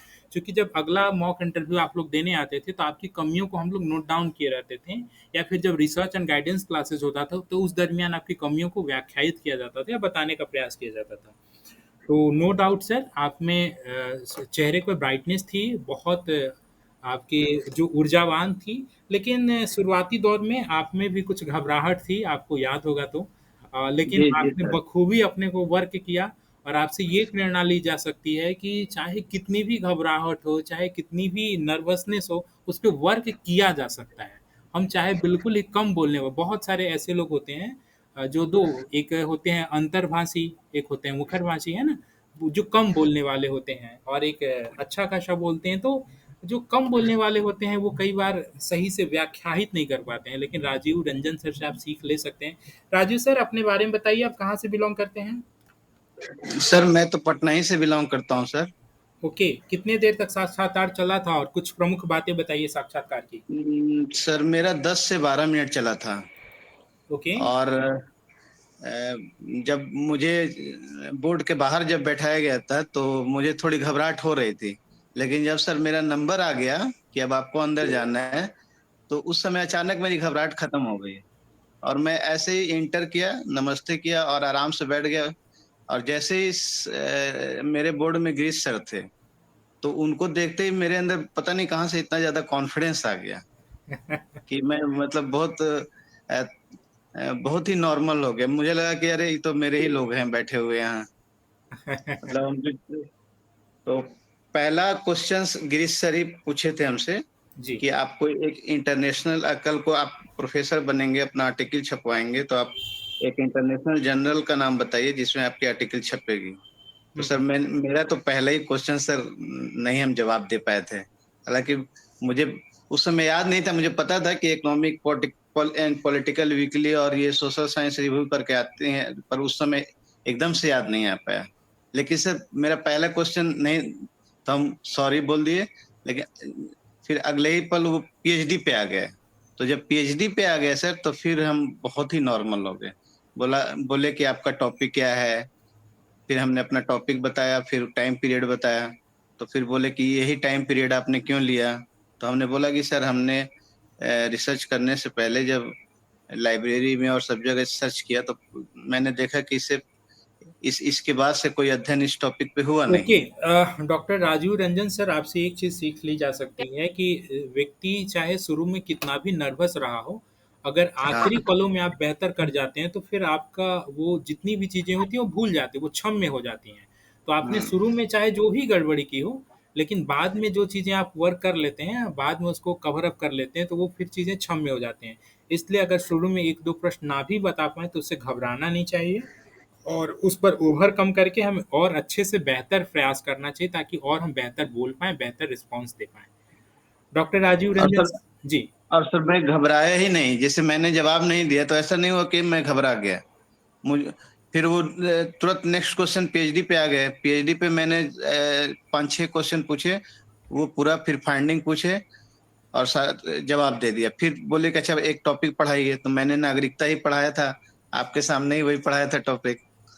तो नागरिकता बोले कि जाइए ब्लैक बोर्ड पे, मैंने लिखा, फिर मैंने उसमें डायग्राम बना दिया कि मुझे क्या-क्या चीज़ों को इलैबोरेट करना है वहाँ पे। तो जैसे ही मैंने इलैबोरेट करना शुरू किया, बोले ठीक है, ठीक है, आइए बैठिए। फिर बैठ गए, फिर पूछे कि अच्छा बताइए अरस्तू जो है नागरिकता पे क्या बोलता है? अरस्तू के बारे में पूछने लगे, तो मैंने बताया। फिर एक मेंबर थे, वो बोले कि आपने पब्लिक एड पढ़ा है? हम कहे हाँ सर पढ़ा है। तो बोले कि अच्छा बताइए वेलफेयर स्टेट और पुलिस स्टेट में क्या अंतर है? तो 1-2 अंतर बताया, फिर बोले और कुछ बताइए, हम मेरे सर अभी रिकॉल नहीं कर पा रहे हैं। तो बोले कि ठीक है, अब आप जाइए। चलिए, एक चीज़ और इससे जैसा कि आप सभी ने एक चीज़ देखा होगा कि हम लोग किसी भी विषय की जब तैयारी करके जाते हैं, तो बहुत बड़े-बड़े स्तर की तैयारी करके जाते हैं, लार्ज स्तर पे। यहाँ पर भी आपने क्या सुना कि यहाँ पर जो चीज़ें पूछी गई बेसिक स्तर जो प्रारंभिक है पॉलिटिकल साइंस का, अरस्तू को पूछ रहे हैं प्रारंभिक स्तर पे। तो किसी भी विषय की जब हम तैयारी करें, तो हम यह ना सोचें कि हमको केवल बहुत बड़े-बड़े ऊँचाई पे चढ़ना है, नीचे को हम भूल जाएँ। तो ये चीज़ और हम सर हम जैसा हम सोचे थे कि मेरा इंटरव्यू वैसे रहेगा, वही मतलब पूछा गया हमसे। पीएचडी और वो जो पढ़ाने वाला टॉपिक, तो उससे आप ज़्यादा लोग को कहीं इतना आगे पारंगत पीछे कर पूछा दिया ही गया नहीं। था कि अच्छा ईमानदारी से बताइएगा आपको मॉक इंटरव्यू और वहाँ में कोई बहुत ज़्यादा अंतर नज़र आया क्या? नहीं सर, मुझे तो लगा कि जैसे मैं जब सोच गया हूँ वही चीज़ मुझे पूछा ही गया। मतलब ये मेरा लक था कि क्या था कि जो मैं सोच के गया था कि मुझसे ये पूछना चाहिए, वही लोग वही पूछे। चलिए, ये और आपकी मैं जब तैयारी बाहर निकला तो मुझे बहुत कॉन्फिडेंस लगा। मुझे यही लगा कि मेरा सिलेक्शन हो चाहे नहीं हो, मेरा इंटरव्यू बहुत अच्छा हुआ है। मुझे आत्मसंतुष्टि बहुत हो रही थी। चलिए, ये आत्मसंतुष्टि का एक परिणाम है कि आप सफल हो चुके हैं और आप एक अब शिक्षाविद बन चुके हैं। आने वाले और भविष्य में सर हो आपने जो रिसर्च गैप जो बताया था सर, वो चीज़ को मैंने बहुत अच्छे से किया था और वो क्वेश्चन पूछ लिया गया। चलिए, बहुत शुभकामनाएँ राजू रंजन सर। आने वाले भविष्य में आप सभी शिक्षाविद बनेंगे और आप सभी से भी यही उम्मीद की जाती है कि आपके भी जो शोधार्थी होंगे, जो अभ्यर्थी होंगे, आपसे प्रेरणा लेकर के नैतिक मापदंडों को अपना करके एक बेहतर छात्र बनेंगे। ठीक है? चलिए, राजीव रंजन सर आपको चलिए बहुत-बहुत सर, शुभकामनाएँ, बहुत सारी शुभकामनाएँ। सर हम चाहेंगे कि आप भी अब जल्दी हम लोग के साथ आ जाए। चलिए, मैंने बोला ना अभी आपने सुना यूपीएससी एस्पिरेंट को कि वो अगर चाहे रहते हैं और स्वाभाविक थी उनकी एपीआई इतनी अच्छी थी लेकिन नियति ने जब निर्धारित किया तभी वो चीज़ें होती हैं ना डॉक्टर अभिषेक सर को आपने अभी-अभी सुना। चलिए, जी, बहुत जी सारी सर। शुभकामनाएँ सर। Thank you. ठीक है sir. Thank you sir. Thank you so much चलिए, सर। अब हम अपने डॉक्टर अनंतेश्वर कुमार सर को बुलाना चाहेंगे। अनंतेश्वर सर आप हैं? Doctor Ananteshwar sir? चलिए। डॉक्टर राहुल सूर्य सर आप जी सर, जी सर। नमस्कार सर। नमस्कार, नमस्कार राहुल सूर्य सर बताइए कैसे हैं? हाँ सर, बहुत अच्छे हैं। कैसा इंटरव्यू लग तो रहा है सर एग्ज़ाम बहुत होने के अच्छा बाद? किया। जैसा सर आप बताए थे हूबहू वही हुआ। क्वेश्चन पेपर आउट हो गया क्या? हाँ, क्वेश्चन पेपर सर आउट हुआ। लगभग सर 20 मिनट चला था। आप बोले थे कि जो है शुरू में जो है धड़कन तो जो होता है सबका होता है।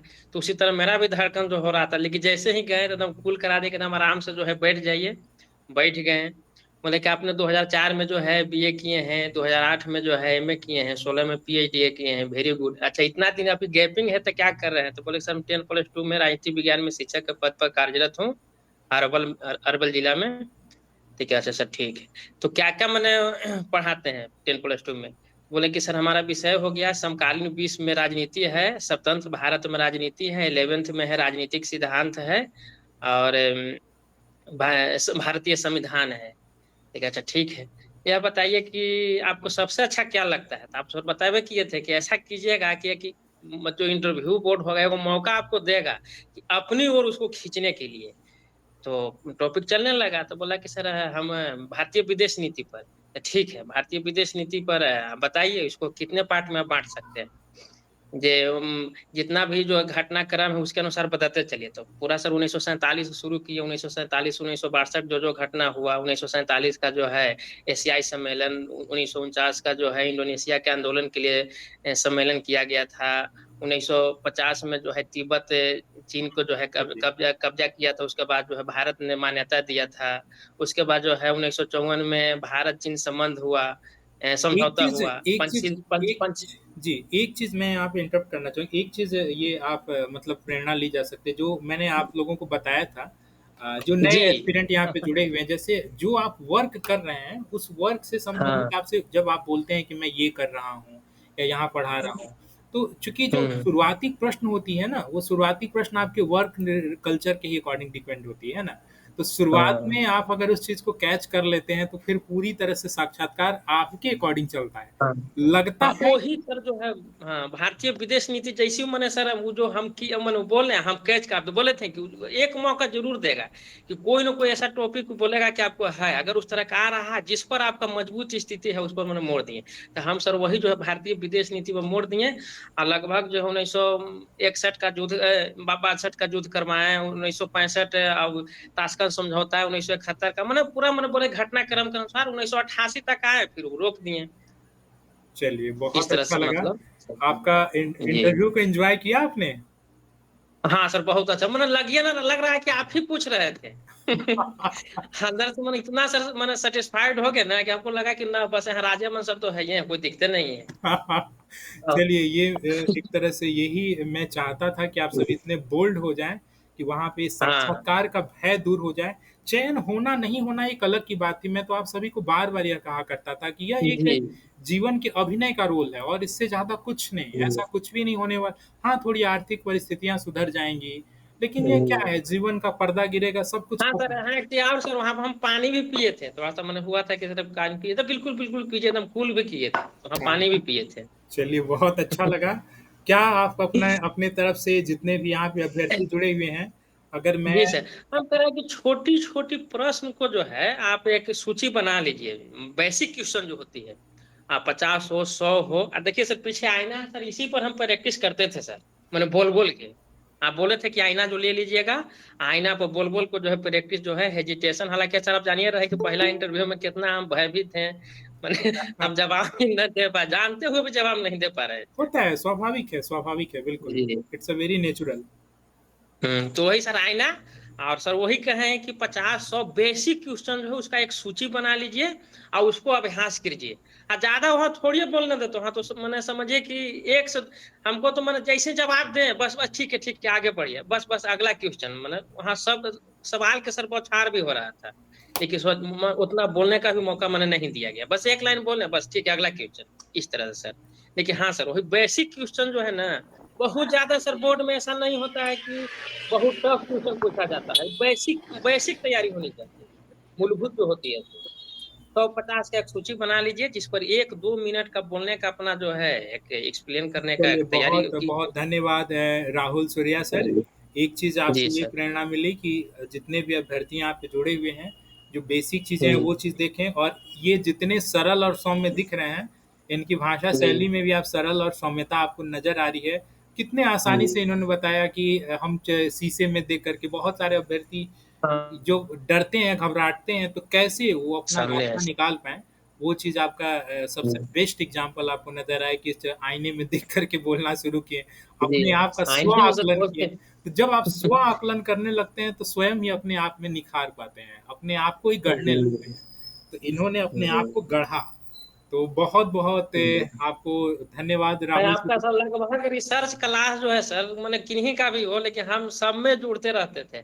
और वह जो आपका सर बूस्टर डोज होता है ना, सबसे जो चीज आप बताए सर कि एक क्वेश्चन आपको एक मौका जरूर बोर्ड देगा जो आप अपनी ओर उसको खींच सकते हैं।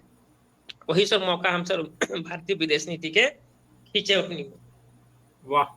चलिए, ये होता है कि हर पहलू को कैसे ध्यान से सुनना और उसको अप्लाई भी करना। जी ऐसा नहीं कि कुछ लोग ध्यान से जी सुनते हैं, लेकिन जब अप्लाई करने की बारी आती है तो वहाँ पे मिस कर जाते हैं। लेकिन आपने वो मिस नहीं किया, आपने अपॉर्च्युनिटी को नहीं सर। अपनाया, इसीलिए आज आप हमारे समक्ष हैं और आप जी सर। एक शिक्षक। सर हम ये भी कहेंगे सर कट ऑफ सर जो है बहुत हाई गया है, हम हमको बोर्ड से जो है नंबर सर मिला है। नो डाउट, बिल्कुल स्वाभाविक है, जी आपको मिला अगर हुआ है नहीं तो मिलता तो सर चयन नहीं होता है। काहे कि कट ऑफ सर बहुत ज्यादा गया है। चलिए, बहुत-बहुत शुभकामनाएँ राहुल सूर्या सर। आपको जी चयन सर। की बहुत शुभकामनाएँ। बहुत-बहुत धन्यवाद। Thank you sir. Thank you sir. Thank you. चलिए, डॉक्टर अंतेश्वर कुमार सर जुड़ चुके हैं क्या? नहीं। Okay, doctor Mithilesh Kumar sir, Mithilesh sir जुड़े हैं? जी सर, जी सर। जी सर, प्रणाम ओके। सर। अरे वाह! मेरे हीरो आ गए। चलिए, इनके बारे में आपको कुछ रोचक कहानियाँ बताता हूँ, इसके बाद फिर हम लोग इनसे शुरू करेंगे। मिथिलेश सर एक ऐसे प्रतिभागी थे, ये अभी अतिथि शिक्षक के रूप में कार्यरत हैं। थे, अब तो मतलब वो छोड़ ही देंगे, अब तो भाई परमानेंट हो चुके हैं। मिथिलेश सर कहाँ से बिलॉन्ग करते हैं? सर हम भागलपुर से हैं सर। भागलपुर से, ओके, ओके। सर सर बता दें सर हम अतिथि शिक्षक में नहीं है सर, +2 टीचर है सर। ओह! सॉरी, सॉरी, फिर ये मुझसे मिस्टेक हो गया। मिथिलेश सर भी जैसा कि +2 शिक्षक हैं, जैसे अमूमन ये सभी के मन में पूर्व धारणाएँ हो जाती हैं, कि ये जितने लोग चयनित हैं, ये तो अनुभव वाले हैं, इनके पास तो एक्सपीरियंस है। लेकिन आप देख पा रहे हैं, अभी तक जितने भी प्रतिभागियों को आपने सुना, अमूमन ये जितने भी हैं, सब अनुभवहीन हैं। ऐसा नहीं था कि इनको एक्सपीरियंस का बहुत ज़्यादा अंक था, इस वजह से चयनित हुए। नहीं, ये अपनी अकादमिक और अपने प्रदर्शन के बल पर चयनित हुए हैं। मिथिलेश सर के बारे में थोड़ी-सी एक रोचक थोड़ा लाइटली माहौल को लाइट बनाने के लिए मैं कह रहा हूँ।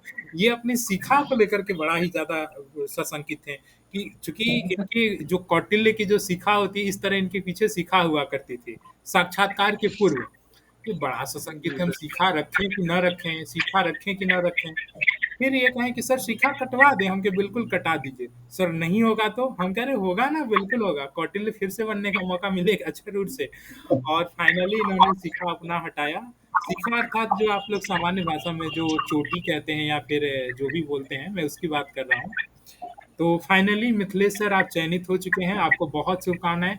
अपनी एक बताइए सर कैसा रहा साक्षात्कार और अपने चयन के पीछे आपका सबसे प्रमुख पहलू क्या रहा? कैसे चयन के पीछे क्या बताइए कुछ बातें? सर सबसे पहले तो सर आपको धन्यवाद सर, और मेरी सफलता में सर आपका योगदान हमेशा मतलब अंकित हो गया सर।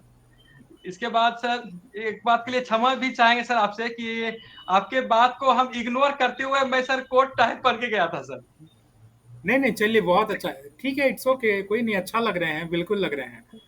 और आज सर आपने कल कहा था सर कि आप पहन के रहना है, तो इसीलिए हम पहन लिए सर। नहीं, बहुत अच्छा। ये देखिए, आप लोग आज मैं अपने स्तर से कहीं न कहीं देखिए आप लोग महीनों से, वर्षों से जुड़े हुए लोग थे। तो मैं चाहता था चूँकि आप लोग देखिए जिस चीज़ के लिए आप इतने वर्षों से, महीनों से तैयारी कर रहे हों और नो डाउट अपने आप में देखा जाए तो ये एक बहुत बड़ी उपलब्धि भी है ना? तो जब एक बहुत बड़ी उपलब्धि तो मैं चाहता था कि आप लोग अपने-अपने एक क्यों मैं तो कहता ही था कि आप लोग जिस अभिनय के लिए जो आप लोग का अल्टीमेट गोल है, उसको जब पा चुके हैं तो आइए किंग के रूप में आइए। तो मैं आप लोगों को एक किंग के रूप में देखना चाहता था। तो बहुत अच्छा है सर। आप बताइए सर, अच्छा ये साक्षात्कार आपका कितने देर तक चला था? सर हमको लगता है वही सर 20 मिनट के आसपास चला, लेकिन सर 20 मिनट। कुछ ऐसी हाँ महत्वपूर्ण घटना साक्षात्कार के दरमियान जो रोचक घटना रही हो? रोचक तो ऐसा कुछ नहीं रहा सर, विशेष करके हमको लगता है सर कि आपने जितनी बातें बताया था सर ना, तो वही सब का सिर्फ वहाँ रिपीटेशन हो रहा था सर। फिर गए थेसिस से पूछना है, बस वही पूछना है। उसी से क्वेश्चन से फिर आंसर जो शब्द बोले वही सब वो पकड़ लेते थे, उसी से फिर क्वेश्चन। तो और सबसे बड़ी बात, एक बात जो आप बोल रहे हैं सर कि 1-2 टॉपिक तैयार करके रखना है। अगर वो तैयार अगर नहीं करते हम लोग सर, तो फिर स्थिति अच्छी नहीं रहती। बोले क्या पढ़ाइएगा, पढ़ाइए। तो बोले प्रस्तावना पढ़ाते हैं। तो बोले प्रस्तावना और मौलिक अधिकार को तो छोड़ ही दीजिए और पढ़ाइए तब देखिए, उनको बोले मैंने कि आप बीच में सॉरी रोकना चाहूँगा, मैं आप लोगों से बार-बार कहता था कि चूँकि हमारे पास एक छोटा सैंपल आप लोगों का था, उस छोटे सैंपल में इतने सारे प्रतिभागी, प्रस्तावना, मौलिक अधिकार, ठीक है? और पंचायत पढ़ा रहे थे, तो मैंने आप लोग को बोला था और देखिए ये घटना आखिरकार घट ही गई। और अच्छा हुआ कि आपने इस घटनाओं को मुझसे मतलब हमने आप लोगों को अवगत करा दिया था। ख़ैर हाँ, ठीक है, फिर आगे बताइए?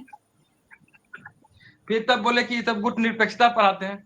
बोला ठीक है, तब उसके बारे में सर बताया और आरंभ से लेके वर्तमान तक में उसको जोड़े, तो कुल मिला के तो अच्छा ही रहा सर। और उसके चलिए बाद हाँ, कुछ बातें ऐसी रही सर, एक आध बात जो कि जानते हुए सर हम वहां पे नहीं बोल पाए। हाँ, जैसे कि गुट निरपेक्षता के 5 सदस्य, प्रारंभिक सदस्य, तो 4 ही उस समय सर, एक याद ही नहीं आ रहा था, जबकि हम लोग हमेशा उसको देखते हैं, फिर भी याद नहीं आ रहा था। और जी सुन रहे हैं सर ना? हाँ, बिल्कुल, बिल्कुल, आपकी आवाज़ स्पष्ट है। और अंत में सर मतलब लगातार 4 क्वेश्चन ऐसा रहा सर जिसका जवाब हम नहीं दे सके सर। हाँ, बाकी तो जवाब दे दिए सर। राम मनोहर लोहिया के बारे में सर पूछे, हमको जैसे पढ़ा के जब आए तब बोले कि और कुछ बताइएगा, बताइए और क्या बताना चाहते हैं। तो हम थोड़ा देर के लिए चुप हुए, तब वही सर बोलते हैं कि राम मनोहर लोहिया के बारे में बताइए क्या जानते हैं उसके बारे में। उसके बारे में बताया तो उसी क्रम में जो एक समाजवादी शब्द आया ना, तब फिर बोला समाजवाद क्या है। समाजवाद के बाद फिर आ गया उत्तर व्यवहारवाद, समाज उदारवाद क्या है, समाजवाद उदारवाद में क्या अंतर है, फिर उस पे क्वेश्चन आ गया था। वही क्वेश्चन आंसर से ही क्वेश्चन निकाला जाता था सर। और बाद में फिर जो है बोले कि क्या, हाँ, यूगन हैबरमास के बारे में पूछ दिया, हम नहीं जानते थे, बोले कि नहीं जान रहे सर। अंत में जो है करंट सर, हमसे इतना करंट पूछा गया सर कि हम जवाब भी नहीं दे सके सर। अपने आप में हमको बहुत लज्जित भी महसूस होना पड़ा सर। बोले कि कल मोदी जी कहाँ थे सर? हम कहे 2 दिन पहले साइप्रस में थे, संजोग से सर उस दिन का मोबाइल भी देखे, पर हमको ये बात का स्मरण ही नहीं हो सका सर। वेरी मैंने तो सॉरी आप लोग सर। को यह कहा था कि रोज़ न्यूज़पेपर देखा करिए। ख़ैर चलिए सर कोई बात अब नहीं, लेकिन चूँकि आपने जो-जो पहलू पढ़ाया और अन्य जो प्रश्न दिए, कहीं न कहीं उसका यह परिणाम है कि आप अभी परिणाम फलित किया आपने और अभी आप असिस्टेंट प्रोफ़ेसर के रूप में चयनित हो चुके हैं।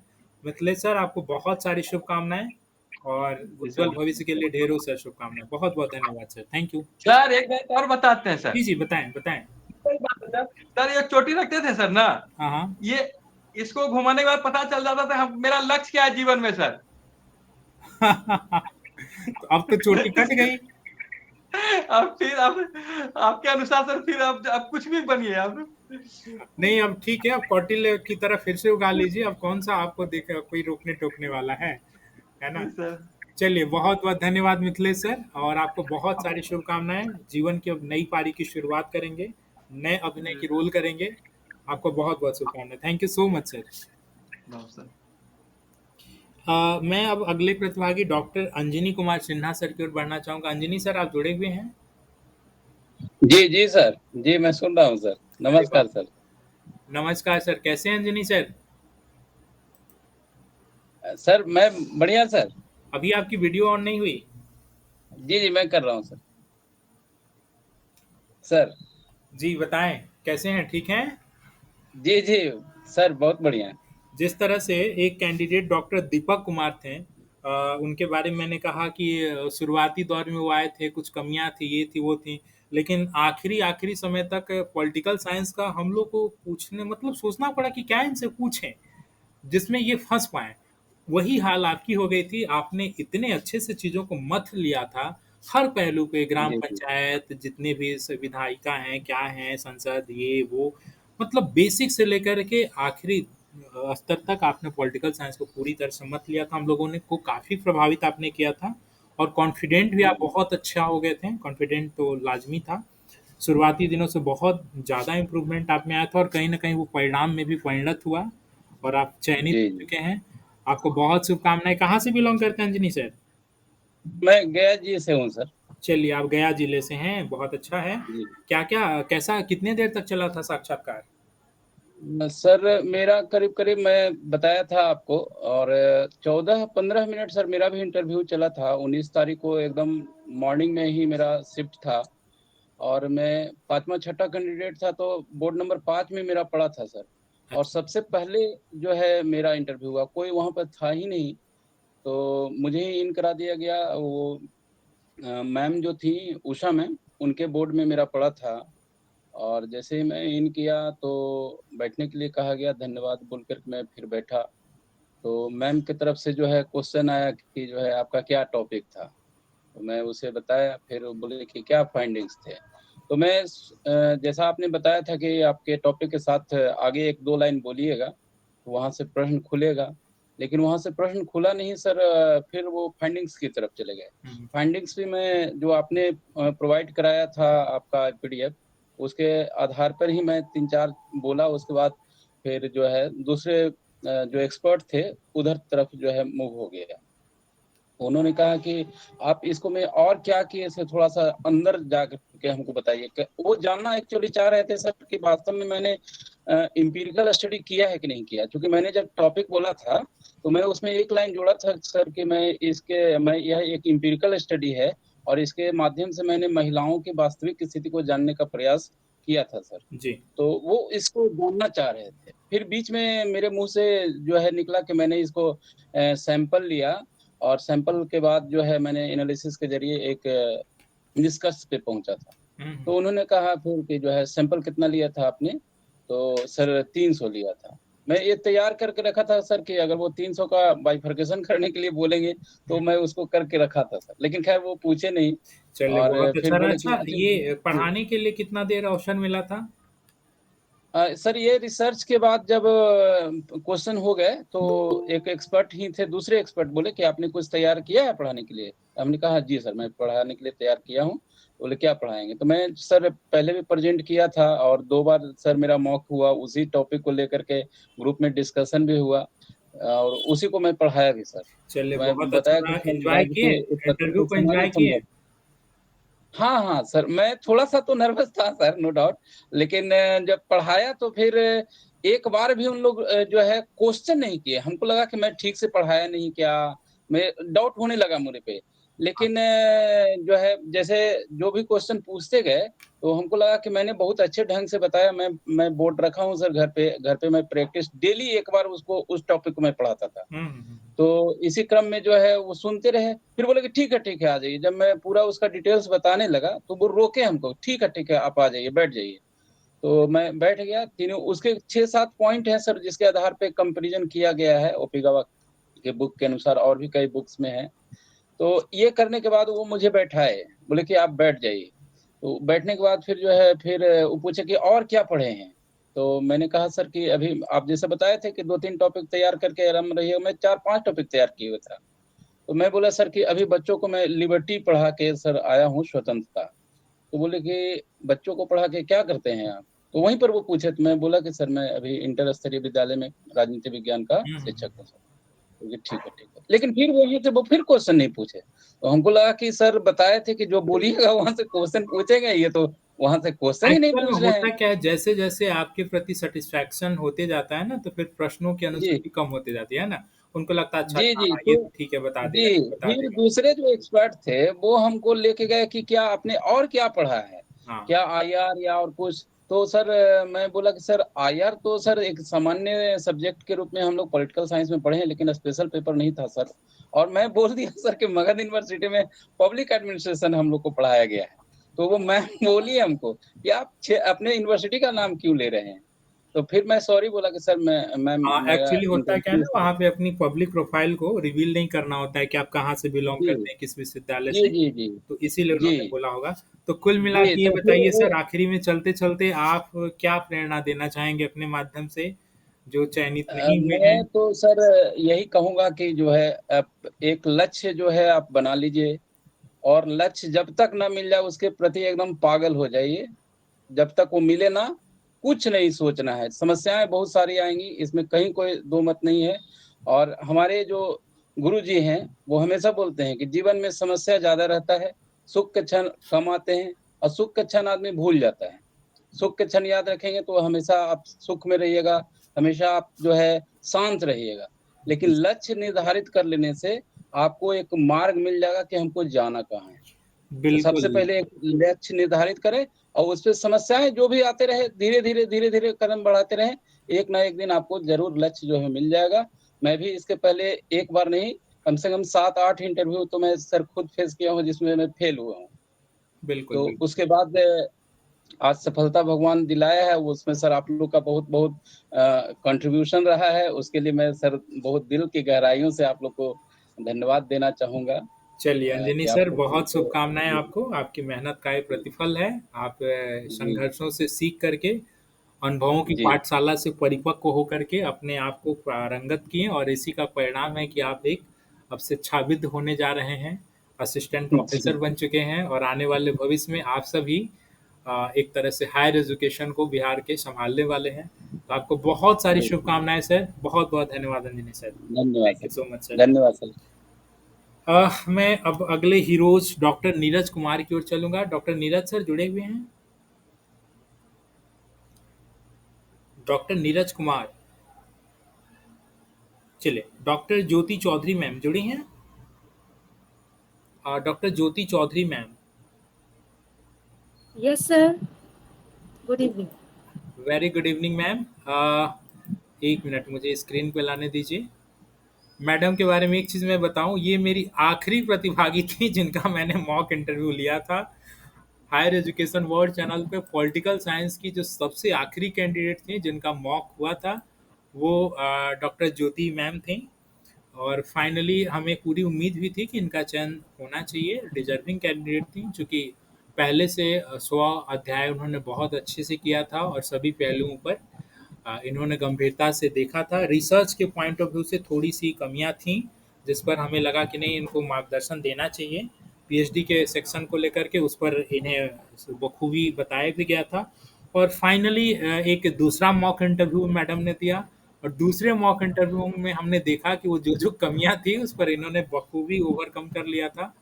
और वही उस कमियों पर किए गए प्रयासों का एक परिणाम है कि आज डॉक्टर ज्योति मैम आपके समक्ष उपस्थित हैं और एक शिक्षाविद विदुषी के रूप में और आने वाले भविष्य में एक अच्छी प्राध्यापिका बनेंगी, अच्छी असिस्टेंट प्रोफेसर के बाद प्रोफेसर और न जाने किस आयोग की सदस्य बनेंगी, क्या बनेंगी, अब तो भविष्य पूरा आपके सामने है, समक्ष है। मैडम आपको बहुत सारी शुभकामनाएं। कहाँ से बिलोंग करती हैं? Thank you sir. मैं सहरसा से बिलोंग करती हूँ सर। ओके। मेरा नेटिव प्लेस सहरसा है और मैं पिछले 10 सालों से 10+2 में टीचर हूँ। पहले नियोजन में थी, बाद में बीपीएससी के थ्रू ज्वाइन किया मैंने और समस्तीपुर में रही हूँ मैं 9 सालों तक, वहाँ पे पढ़ा रही थी। फिलहाल तो अपने ही डिस्ट्रिक्ट में आ गई हूँ और जहाँ तक इंटरव्यू के एक्सपीरियंस की बात है तो मैं आपसे बहुत बाद में जुड़ी। मुझे लगता है इंटरव्यू के 1 हफ्ते पहले शायद मैं आपसे जी जुड़ी हाँ, बिल्कुल, बिल्कुल। और आपसे जुड़ी वो भी मेरे हस्बैंड के कारण। उन्होंने ही मुझे जो है आपके बारे में बताया और जोड़ा। तो सबसे बड़े गाइड तो मेरे हस्बैंड ही हैं, जो मुझे शुरू से गाइड करते आए। बिल्कुल, बिल्कुल, तो बिल्कुल। लेकिन हाँ, ये चीज़ हुई सर कि आपसे जुड़ने के बाद मेरा वैसे बहुत ज़्यादा इंटरेक्शन नहीं रहा, लेकिन जो आपने मोटिवेशनल क्लासेस ली या जो मैंने औरों के मॉक इंटरव्यूज़ देखे, उससे छोटी-छोटी चीज़ें जो थी वो बहुत अच्छे से समझ में आई कि क्या कहना है और कैसे कहना है। तो बस ऐसे ही चलिए, इंटरव्यू अल्टीमेटली मैडम इंटरव्यू आपका में भी चयन हो चुका है। कितनी देर तक चला था आपका साक्षात्कार? सर लगभग 15 मिनट तक मेरा साक्षात्कार चला था और जैसे सब बोर्ड में थे 4 लोग थे और जिसमें से एक मैम थी। तो बेसिकली वैसे तो क्वेश्चन तो बहुत सारे आए, इंटरनेशनल रिलेशन से भी आए, भारत पाकिस्तान संबंध के ऊपर आए और रिसर्च से ऑब्वियसली क्वेश्चन थे। रिसर्च से तो बाकी सारे सवाल तो सर बड़े अच्छे गए। एक चीज पे थोड़ा सा मतलब ये हो गया, उन्होंने मुझसे पूछा था, एक सर थे उस पैनल में, उन्होंने मुझसे पूछा था कि कौटिल्य, चूंकि कौटिल्य के राजनीतिक विचार के ऊपर मेरा रिसर्च है, तो उन्होंने मुझसे पूछा था कि कौटिल्य जो जो उन्होंने राजा के गुण बताए हैं, अगर आप आज के वर्तमान संदर्भ में भारत के प्रधानमंत्री के रूप में अगर उसे देखती हैं तो आप उस कितना मानती हैं कि वो चरितार्थ करता है। ये सवाल उन्होंने पूछा था और मैंने इसका जवाब भी दिया था। तो उसमें उन्होंने मुझसे एक चीज कहा, जब मैंने कहा कि मेरे हिसाब से तो ये चरितार्थ करते हैं क्योंकि उनके जो एस्पेक्ट्स थे और इन लोकतांत्रिक शासन व्यवस्था में जो हम प्रधानमंत्री की या हमारे शासक की जो गुण मानते हैं जो होने चाहिए वो है। तो उन्होंने कहा अच्छा दिनचर्या को भी अगर आप ऐड कर दीजिए या उनके क्या क्या गुण थे पहले वो बताइए। मैंने बताया तो एक चीज पे उन्होंने कहा उसमें जैसे कौटिल्य कहते हैं राजा के लिए उच्च कुल का होना चाहिए, इस चीज पे डिबेट हुई थी। तो मैंने कहा कि सर समय के साथ कुछ चीजें अपनी प्रासंगिकता खो देती हैं। तो उन्होंने मुझसे काउंटर क्वेश्चन किया था, फिर आप कैसे कह सकते हैं कि कौटिल्य के राजनीतिक विचार जो है वो आज भी प्रासंगिक हैं? तो मैंने कहा सर राजनीतिक विचार तो प्रासंगिक है क्योंकि हम अगर उनके विचारों की विवेचना करेंगे तो वो प्रासंगिक है, लेकिन हाँ उच्च कुल का मतलब अगर बाय बर्थ कुल की बात हो रही है तो वो समय के साथ कुछ चीजें चेंज होती हैं, इसको हमें मानना चाहिए। इस पे थोड़ा लंबा डिबेट चला था उनके साथ, लेकिन फिर वो सेटिस्फाइड हो गए थे। चलिए होता है, एक हेल्दी कन्वर्सेशन ही साक्षात्कार को एक प्रासंगिक मोड़ ले आता है और फिर वो कहीं न कहीं फिर आपको अच्छे अंक अर्जित कराता है और वही कहीं न कहीं बिल्डअप हुआ आपके और उनके बीच में। जब डिस्कशन होता है तो फिर एक अच्छा अंक आपको वो दे के जाता है और वही चीज़ें नज़र आईं। चलते-चलते आखिरी में कुछ कहना चाहेंगी जिनका चयन नहीं हो पाया या फिर कुछ भी आपकी तरफ से?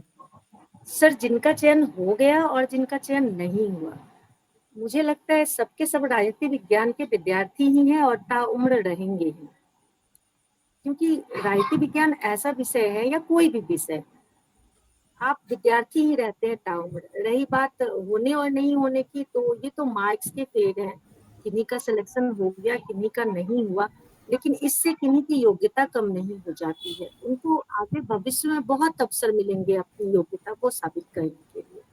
इसीलिए जिनका हो भी गया उन्हें भी और जिनका नहीं हुआ उन्हें भी, सबको स्वाध्याय करना चाहिए और अपने सब्जेक्ट की जो मूल विषय वस्तु है या जो उसकी बेसिक चीजें हैं उस पे पकड़ बना के रखनी चाहिए। ओके मैडम, बहुत-बहुत धन्यवाद, थैंक यू और आखिर में एक बार फिर से आपको बहुत सारी शुभकामनाएँ और अल्टीमेटली आप आखिरी अभ्यर्थी मेरी रहीं और आखिरी अभ्यर्थी भी मेरा गोल टारगेट किया, ये मेरे लिए बहुत बड़ी अपने आप में उपलब्धि थी एक तरह से कहिए, क्योंकि आपका जब चयन होता था तो कहीं न कहीं मैं भी अपने आप को महसूस कर पाता था कि नहीं, ये एक मेरा और टारगेट पूरा हुआ। तो बहुत-बहुत धन्यवाद ma'am, thank you so much. Thank you sir. मैं आखिरी प्रतिभागी अखिलेश्वर कुमार सर की ओर चलूंगा। Doctor Akhileshwar Kumar sir. जी सर। Just 1 minute. जी हाँ अखिलेश्वर सर, आप अपने वीडियो को ऑन करें।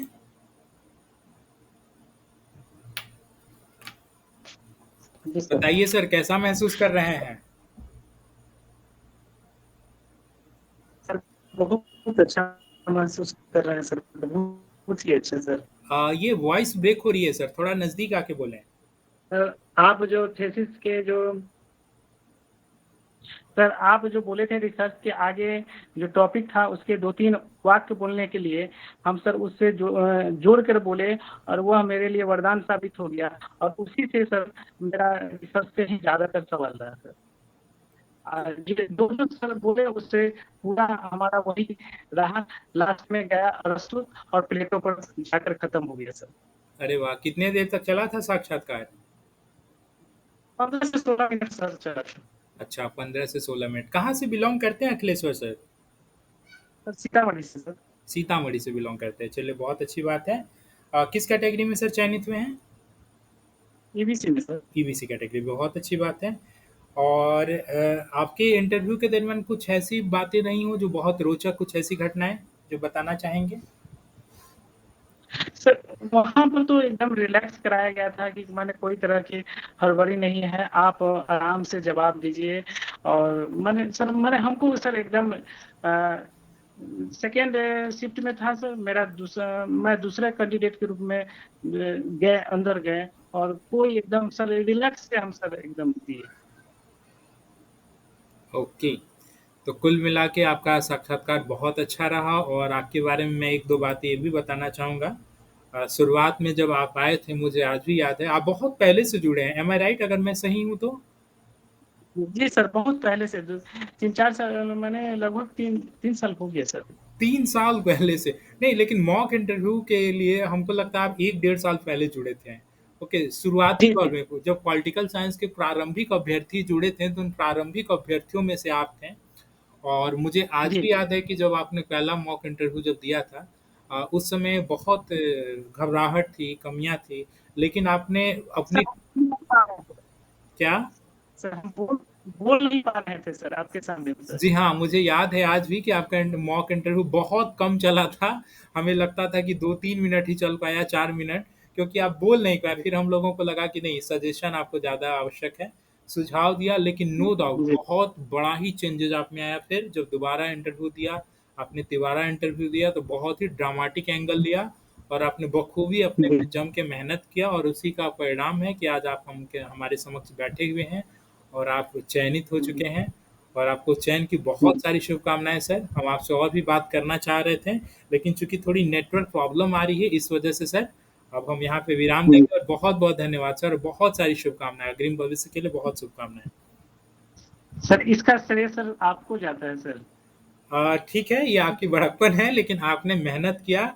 जो रास्ता मैंने बताया था या फिर जो भी सुझाव था एक्सपर्ट पैनल के लोगों का, उस पर आपने वर्क किया, तभी आप सफल हो पाए। आपकी जगह पे मैं नहीं दे के आया हूँ, दिए आप ही हैं। तो अल्टीमेटली यह आप ही के परिणामों का प्रतिफल है। आपने मेहनत किया और वो मेहनत का एक परिणाम है कि आप चयनित हो पाए हैं। तो अल्टीमेटली यह आपका ही परिणाम है जो परिणत होकर के आया है रिजल्ट के रूप में। तो आपको बहुत शुभकामनाएं सर, बहुत बहुत धन्यवाद। कुछ थैंक्स। प्रतिभागी अगर छूट गए हैं और अभी वो जुड़े हुए हैं तो माइक और करके बता सकते हैं, जैसे अनंतेश्वर कुमार सर और डॉक्टर नीरज सर या फिर डॉक्टर सुनीता कुमारी मैडम। आप में से कोई भी ऐसे हैं जो छूट गए हैं तो वो बता सकते हैं कुछ अपने बारे में, अगर आप छूट गए हैं, अगर आप जुड़ चुके हैं तो। अन्यथा हम इसको समराइज करेंगे। इसके बाद कुछ लोगों के प्रश्न होंगे तो मैं उन प्रश्नों को लूँगा।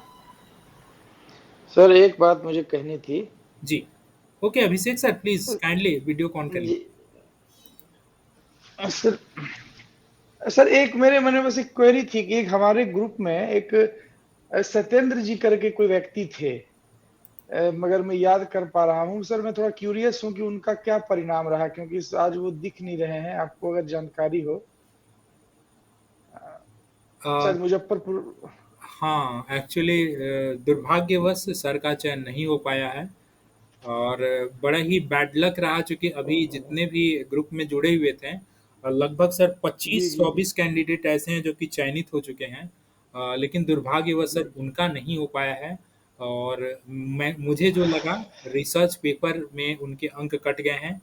चूँकि अभी मैं उस पे ही बात करूँगा, यहाँ पे कई कैंडिडेट्स ऐसे हैं जो जानना चाह रहे हैं कि सर मेरा नहीं हुआ और वगैरह-वगैरह, तो क्या कारण है मैं उस पे अभी डिस्कस करूँगा। सर वो उनकी उनकी अवधारणा, क्योंकि मैं और एक बात सर कहना चाहूंगा कि ये जो ग्रुप था ना, वो मुझे बहुत काम आया, क्योंकि मैं बहुत दिनों से बिहार से दूर था और मैं बिहार से बिल्कुल कटा हुआ था। इस ग्रुप से जो आपने मुझे इसका बारे में बताया और मैंने इसको ज्वाइन किया, इसमें इतने लोग मिले मुझे, तो इससे मुझे बहुत अच्छा लगा डिस्कशन करके। और उसमें से सत्येंद्र जी कुछ उन लोगों में से थे जिनकी समझ बाकियों से मुझे बेहतर लगती थी। अपनी विषय पर उनकी अच्छी पकड़ थी, अपने थेसिस पर उनकी बहुत अच्छी पकड़ थी, और उनका नहीं हुआ तो ये निश्चित रूप से दुर्भाग्यपूर्ण है सर, यही मैं कहना चाहूंगा। हाँ, बिल्कुल।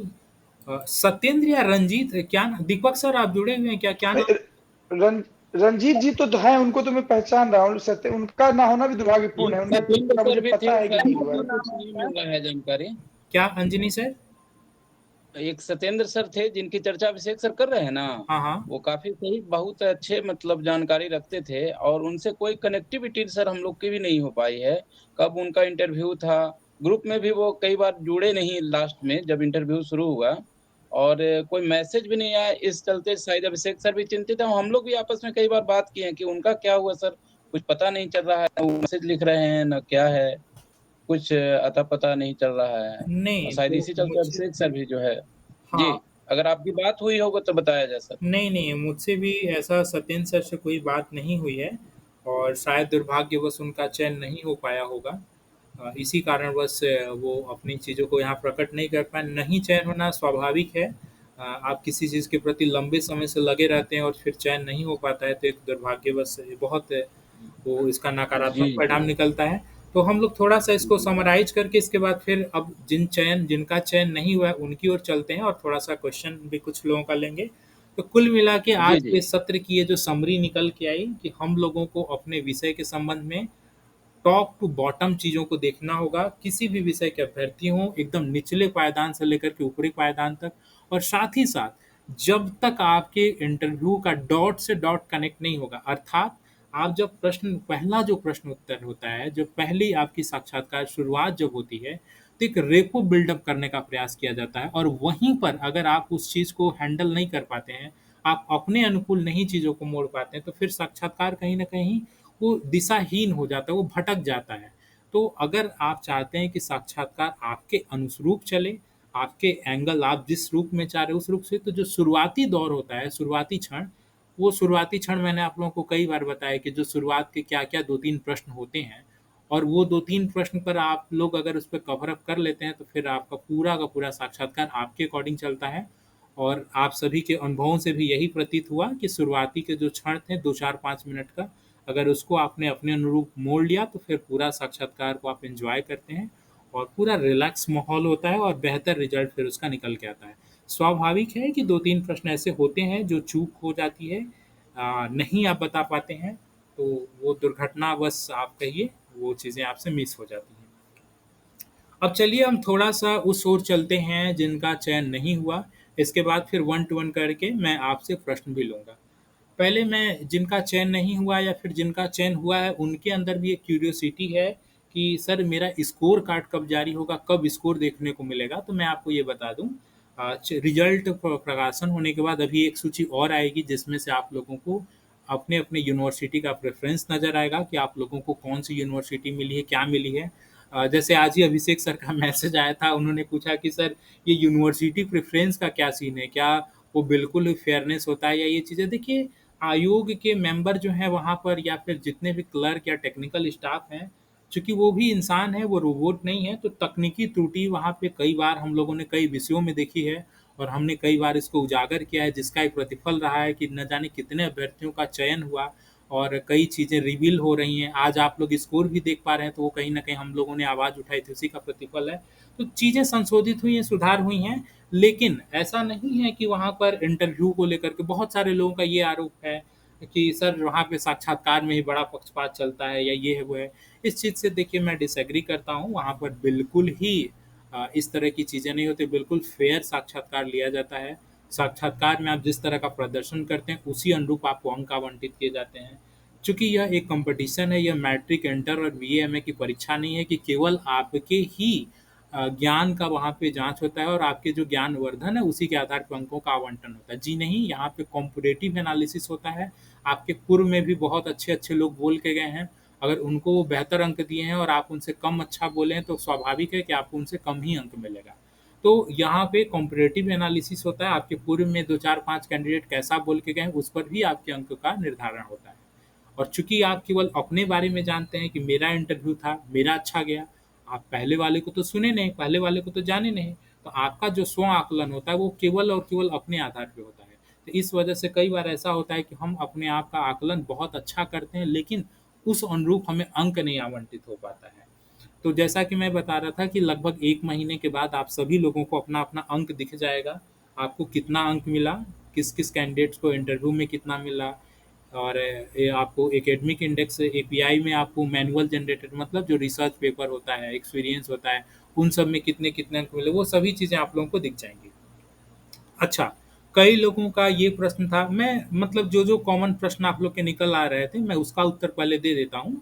इसके बाद भी अगर आप लोग के प्रश्न बचेंगे, तब फिर मैं आप लोगों के प्रश्न लूँगा। कई लोगों का ये था कि सर मेरा तो साक्षात्कार बहुत अच्छा गया है, मेरा एपीआई भी बहुत अच्छा था, इसके बावजूद मेरा चयन नहीं हुआ। तो देखिए, इसके पीछे के बहुत सारे कारण होते हैं चयन नहीं होने के। एक तो सबसे बड़ा हर्डल है रिसर्च पेपर। रिसर्च पेपर में पूर्णतः क्वालिटी बेसिस पे आकलन होता है। गुणवत्ता के आधार पे, और उसके लिए आप कुछ भी नहीं कर सकते हैं। उसके लिए आपके पास कोई चारा नहीं है कि आप उस पर प्रश्न चिन्ह खड़ा कर सकते हैं कि ये एक्सपर्ट इसको नहीं काट सकते हैं, क्योंकि यूजीसी की गाइडलाइन है। यूजीसी स्पष्ट रूप से उसकी दिशा निर्देश है, उसका लेटर एक है जिसमें एक्सपर्ट को यह पूरी तरह से लिबर्टी दिया है, चाहे सुपरवाइजर के रूप में एक्सपर्ट हो, आपके पीएचडी वाइवा के समय जो आपके ये जो बोर्ड के मेंबर होते हैं यूनिवर्सिटी के वो हों, या फिर आप फैकल्टी के रूप में जा रहे हैं वहाँ पर आपके बोर्ड के मेंबर हों, यानी एक्सपर्ट के रूप में जो भी हों, आपके रिसर्च पेपर का अगर आकलन कर रहे हैं तो on the basis of research paper quality they can reduce your marks. Okay, there has been so many parts they can reduce your marks. What first one is that ये reference citation. आप जितने भी research paper लिखते हैं तो नीचे में reference देते हैं, और रेफरेंस का जो अगर आप साइट नहीं किए रहते हैं, मतलब ये रेफरेंस मेरे रिसर्च पेपर में कहाँ प्रयोग किया गया है उसे बोलते हैं साइटेशन। तो अगर वो प्रयोग आपने नहीं दिखाया होता है तो उस रेफरेंस की कोई रेलिवेंसी नहीं है, क्योंकि फिर यह भी सिद्ध हो सकता है कि वो रेफरेंस आपने कहीं से भी उठा के डाल दिया। तो ऐसी स्थिति में आपके रिसर्च पेपर के अंक कट सकते हैं। और भी कई कारण होते हैं, जैसे कि आपके पेपर मान लीजिए ऐसा प्रतीत हो रहे हो कि वो क्वांटिटेटिव बेस्ड है, मतलब अनुसंधान कई प्रकार के होते हैं, गुणात्मक होते हैं, मात्रात्मक होते हैं।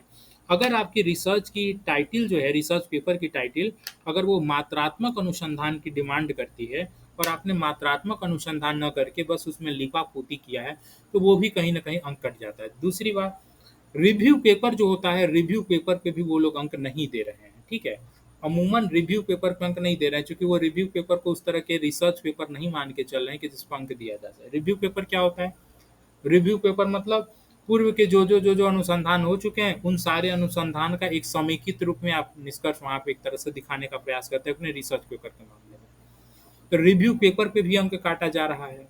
ओके, तो ये सब क्वालिटी बेसिस पे अंक काटे जा रहे हैं। इसलिए अगर आपके इंटरव्यू के बाद भी, बेहतर इंटरव्यू के बाद भी अगर आपका चयन नहीं हो सका है, तो यह सब कारण हो सकते हैं रिसर्च पेपर वगैरह में अंक काटना। दूसरी बात, बहुत सारे कैंडिडेट का ये कहना है कि सर मेरा एक्सपीरियंस भी था, इसके बावजूद भी मेरा अंक नहीं मिला। तो देखिए, एक्सपीरियंस के मामले में आप सभी जानते हैं कि जिनके एक्सपीरियंस पर काउंटर साइन होगा रजिस्ट्रार का, प्रिंसिपल का, केवल उन्हीं को अंक मिलेगा। साथ ही साथ एक्सपीरियंस पर आपका लेटर नंबर, रेफरेंस नंबर, ये सभी अंकित होना चाहिए। साथ ही साथ नियमतः आयोग के नियमानुसार पीएचडी के दौरान के एक्सपीरियंस नहीं काउंट होंगे। ओके, हाँ, ये अलग बात है कि हमने पिछले दिनों यूट्यूब पे दिखाया था आप लोग के समक्ष, बहुत सारे ऐसे कैंडिडेट थे जिनका आयोग ने, बहुत सारे नहीं, कुछ एक ऐसे कैंडिडेट थे, उसको हम तकनीकी त्रुटि कहें या क्या कहें वो बात की चीज़ें हैं। तो ऐसा देखने को मिला कि कुछ एक ऐसे कैंडिडेट थे कि पीएचडी के दरमियान के भी उनके अनुभव को काउंट कर लिया गया था। अन्यथा अमूमन जनरल केस में एक्सपीरियंस पीएचडी के दरमियान के नहीं काउंट किए जाते हैं, ठीक है। तो अगर आप ये मान के चल रहे हैं कि मेरे एक्सपीरियंस काउंट कर लिए जाएंगे, तो यह न माने कि आपका एक्सपीरियंस काउंट किया गया है, ठीक है। तो ये सब कारण हैं आपके पीआई इंडेक्स कम होने की वजह से। और अच्छा, दूसरी बात, अब बहुत सारे लोग हैं कि अब हम क्या करें सर, तो आपके पास कोई चारा नहीं है, अभी आप केवल और केवल इंतजार कर सकते हैं। क्योंकि आप आरटीआई भी डाल करके अगर आप अपने स्कोर मांगते हैं, तो एक तो वो आरटीआई 1 महीने के पहले देते नहीं हैं, और 1 महीने बाद भी जब वो देंगे तो आपको आरटीआई में स्पष्ट रूप से वो कहेंगे कि आपके आयोग की वेबसाइट पर आपके स्कोर कार्ड उपलब्ध है, वहाँ से आप देख सकते हैं। ओके, इस तरह का रिस्पॉन्स देता है। ओके, और कई बार मन करता है तो वो लोग दे भी देते हैं स्कोर कार्ड, नहीं तो अमूमन ये होता है कि आपको यही बोलते हैं कि आयोग की वेबसाइट पे आपके स्कोर कार्ड उपलब्ध है, वहाँ से देख सकते हैं। स्कोर कार्ड देखने का तरीका बहुत सामान्य है। आप सभी को यूजर आईडी और पासवर्ड मिला हुआ है, उसी यूजर आईडी और पासवर्ड को वेबसाइट पर ले जाकर डालना, और उसके आधार पर आप सभी अपने अपने स्कोर कार्ड को देख पाएंगे कि आपको साक्षात्कार में कितना अंक मिला, आपको एपीआई के आधार पे कितना अंक मिला, ठीक है। ये सब चीज़ें हैं। तो ये सब कुल मिला के बातें रहीं। इसके अलावा जो चयनित अभ्यर्थी हैं, बहुत सारे, अब उनके मन में कौतूहल होगा कि सर हम लोगों की अब आगे का क्या प्रोसेस है। तो जैसा कि मैंने आपको बताया कि आगे का प्रोसेस ये है कि आप लोग को यूनिवर्सिटी अलॉटमेंट होगा, और यूनिवर्सिटी अलॉटमेंट के बाद जो प्रक्रिया होती है, राजभवन जाना, राजभवन से फिर शिक्षा विभाग से फिर विश्वविद्यालय, और जब विश्वविद्यालय जाता है तब वहाँ पे काउंसलिंग के दरमियान आप सभी कैंडिडेट को ईमेल पर काउंसलिंग का लेटर भेजा जाता है कि हाँ भाई, इस तारीख को आपकी काउंसलिंग है, इस डेट को आपकी काउंसलिंग है, और जिस डेट को फिर काउंसलिंग होती है आप यूनिवर्सिटी में जाते हैं, आपकी काउंसलिंग होती है। और इसके बाद जिस प्रतिभागी का जिस विश्वविद्यालय उस विश्वविद्यालय के अंतर्गत जिनको जिनको जो जो कॉलेज मिलना रहता है वो फिर वही यूनिवर्सिटी की पैनल डिसाइड करती है। कुछ लोगों को जो उनकी इच्छा जिन पर लगती है, जिनको वहाँ पर फिर ऐसा नहीं होता है। जैसे अभी यूनिवर्सिटी प्रेफ़रेंस को लेकर के ये है कि आपको मेरिट के अकॉर्डिंग यूनिवर्सिटी का चयन मिल जाता है। लेकिन जब कॉलेज प्रेफ़रेंस की बात आती है तो वहाँ पर ये एक हर्डल है कि वहाँ पर फिर वो चॉइस, मेरिट ये सब चीज़ें वो नहीं देखते हैं। ठीक है, वहाँ पर एक तरह से कहिए तो वहाँ पे यूनिवर्सिटी का मनमाना चलता है। वो जिसे चाहते हैं जिस कॉलेज में उस कॉलेज में वो रखते हैं, जिसे चाहते हैं यूनिवर्सिटी के प्रांगण में रखना, यूनिवर्सिटी के प्रांगण में रखते हैं, कैंपस में रखते हैं। तो वहाँ पर फिर वो यूनिवर्सिटी की ही मनमानी चलती है। तो कुल मिला के यही बातें थी। इसके अलावा ये जो जो मैंने बातें आपके समक्ष रख दी हैं, इसके अलावा अगर कोई प्रश्न है तो आप पूछ सकते हैं। पहले आपको यहाँ पे जी जी, अभिषेक सर बोलिए। जी मुझे सर एक बस चीज पूछनी थी कि जैसे आपने बताया आगे की प्रक्रिया के बारे में, तो जैसे मुझे रेजिग्नेशन संबंधी चीजें आगे करनी पड़ेगी, मुझे उसमें थोड़ा टाइम लगेगा, तो एक अंदाज के तौर पर क्या उम्मीद कर सकते हैं कि कितना टाइम लग सकता है हमें ज्वाइनिंग मिलने में, ताकि उस हिसाब से मैं अपने यहाँ की चीजों को रैप अप करने के लिए मुझे। सर कम से कम तो आपके पास अभी 1.5 महीना तो कम से कम समय है, और मुझे लगता है 1.5 महीना आपके लिए इनफ होगा। एम आई राइट? जी जी सर, 1 महीना के अंदर अंदर हो जाना चाहिए। हाँ, तो 1 से 1.5 महीना पर्याप्त समय है sir. Okay okay, thank you. जी, सद्दाम हुसैन सर, आप पूछिए क्या पूछना चाहते हैं। सर मेरा तो थोड़ा आरक्षण से संबंधित सर मामला है, हालांकि हम लोग पहले भी बात कर चुके हैं। सर हम जानना ये है कि जैसे अदर स्टेट के लड़के हैं, कहीं ना कहीं आप तो कई बार उठाए भी है मुद्दा है कि अदर स्टेट के लड़के भी बिहार में आके कुछ आरक्षण का फायदा उठा रहे हैं गलत तरीके से, जो बाद में आप कुछ को पकड़ाए भी हैं बहुत गलत तरीके से आरक्षण लेने वाले को। उनमें सर ये कहना है कि ये बहाली तो 2020 की है सर, उससे पूर्व बहुत रेयर केस में पीएचडी हुआ करता था। रेयर नहीं, मतलब जिस तरह से अभी धड़ल्ले से चल रहा है उस तरह से तो लोग करते नहीं थे। उस कंडीशन में सर हम एक पीडब्ल्यूडी कैंडिडेट हैं। हेलो, सुन रहे हैं सर? बिल्कुल सुन रहे हैं, आप बोलिए, बोलते जाइए। मैं एक पीडब्ल्यूडी कैंडिडेट हूँ और मेरा एपीआई विदाउट पीएचडी 56 था। तो हम तो श्योर थे, मेरा इंटरव्यू भी बहुत अच्छा गया था। उषा मैम के सद्दाम सर देखिए, मैंने आपको शुरू में ही बताया कि कितना आपका स्कोर मिला हुआ है, क्या मिला, उसके बाद ही आप चीज़ें स्पष्ट हो सकता है आपका जो चयन हुआ। एक चीज़ और मैंने दिव्यांग कैटेगरी में देखा है, जो डी फैंडम कैटेगरी है उसमें जनरल के इक्विवेलेंट है। जहाँ तक मैं देखा, अगर मैं सही हूँ तो शायद 86 या 83 समथिंग एल्स था। और ठीक है, तो आप देख सकते हैं दिव्यांग के भी कटअप बहुत ज़्यादा हाई गए हैं। तो सर आपका कितना स्कोर मिला है, क्या मिला है, वो सब चीज़ें जब तक सर वो रिवील नहीं होता है तब तक आप कुछ कह पाने इनमें सर मेरा ये जानना है कि सर क्या इसमें अदर स्टेट वाले भी पीडब्ल्यूडी का लाभ बिहार में लिया होगा? हाँ, ले सकते हैं। इस बार की नियुक्ति नियमावली में ऐसा कोई रोक टोक नहीं था कि बाहर के स्टेट के डिसेबल कैंडिडेट को बेनिफिट नहीं मिलेगा, राइट? तो इस बार की लेकिन सर नियम तो सर है कि स्पेशली किसी चीज का आरक्षण लेना है तो वो अदर स्टेट के नहीं, वो बिहार से ही निर्गत प्रमाण पत्र होना चाहिए। सर मैंने तो आपको बताया कि दिव्यांग कैटेगरी में विज्ञापन को आप पढ़िएगा, स्टैट्यूट को पढ़िएगा। दिव्यांग कैटेगरी में देश के सभी कैंडिडेट्स को कॉमन अपॉर्चुनिटी दी गई थी। स्टेट प्रोविजन, स्टेट रिजर्वेशन की कोई प्रोविजन नहीं थी। हाँ, आगामी नियुक्तियों में अब बिहार स्टेट ने इस चीज़ को सुधार किया है, और अब आने वाले समय में जो भी नियुक्तियां दिखेंगी उसमें डिसेबल कैंडिडेट केवल स्टेट के रहेंगे, लेकिन इस नियुक्ति में ऐसा नहीं था। ओके, क्योंकि जहां तक हमको नॉलेज में था कि हम लोग 6 कैंडिडेट थे जिनका बिहार से था और किसी का नहीं हुआ है। हाँ, इनका मतलब है कि सभी अदर स्टेट के होंगे, मतलब नाइंसाफी है। अब इसको क्या कहा जाए, ठीक है, इस पर टिप्पणी करना बहुत ही मुश्किल है। ओके, ठीक है सद्दाम सर। ओके, जी जी, thank you sir. Any other candidate who want to ask anything else? Yes sir. Sir ये बॉटनी का मॉक इंटरव्यू कब से स्टार्ट कर रहे हैं? सर बॉटनी का तो अभी पहली लिस्ट आ जाने दीजिए, क्योंकि पहली लिस्ट आने के बाद भी कम से कम 1 महीने का डिले होता है। मान के चलिए हम आगामी जो नेक्स्ट मंथ है 6 या 7 के बाद सर हम शुरू करने वाले हैं। 6 या 7 के बाद, जुलाई, 6-7 जुलाई। Yes yes yes. सर तो इसके बाद बॉटनी का लिस्ट आना है या जूलॉजी का, ये इसका कोई इन्फॉर्मेशन है? नहीं, इसका इन्फॉर्मेशन नहीं, लेकिन हाँ बॉटनी या जूलॉजी में कोई एक विषय जो है अभी कोर्ट से उसको ग्रीन सिग्नल मिल चुका है, यानी कि अभी एलाइड सब्जेक्ट को लेकर के जो केसेस चल रहे थे, अब मैं रिकॉल नहीं कर पा रहा हूँ वो जूलॉजी है या बॉटनी है, लेकिन दोनों में से कोई एक सब्जेक्ट है।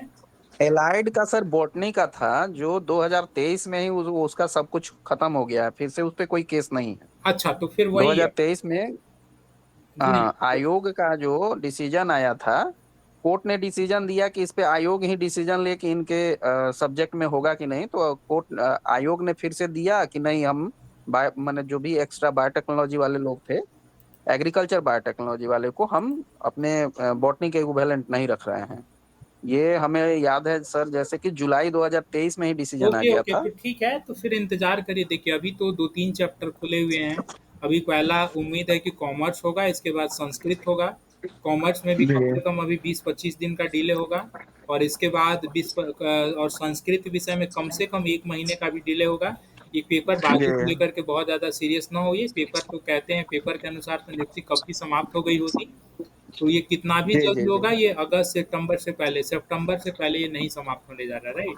तो अभी जी डिले जी है। अभी सर हम लोगों के रिसर्च एंड गाइडेंस क्लास में कब सम्मिलित हो रहे हैं? हम लोग बहुत देर से आपका इंतजार कर रहे हैं। सर आप लोग कल अपना सेशन शुरू करिए, ठीक है। कल मैं आप लोगों में जुड़ूंगा, ठीक है। मैं कल आप लोगों जी से सर। जुड़ूंगा, कल आप लोग अपना सेशन कंटिन्यू करिएगा, संस्कृत वाले, ओके।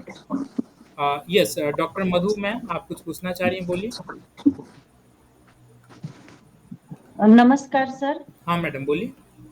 सर मेरा तो सिलेक्शन हुआ नहीं, खैर कोई बात नहीं, हम खुद को नेक्स्ट एग्जाम के लिए प्रिपेयर करना चाहते हैं, तो आगे की जो स्ट्रेटजी है वो क्या होना चाहिए सर? अभी नोटिफिकेशन का भी कुछ पता नहीं है। मैडम देखिए, आगे की स्ट्रेटजी की पहली बात तो मैडम मेरी गहरी संवेदना है आपके प्रति, आपका चयन नहीं हो पाया, लेकिन ठीक है, जैसा कि हमने अभी डिस्कस यही कर रहा था कि नियति जब निर्धारित करती है तभी चीज़ें हम लोगों को मिलती हैं, और ये जीवन का एक पार्ट एंड पार्सल है।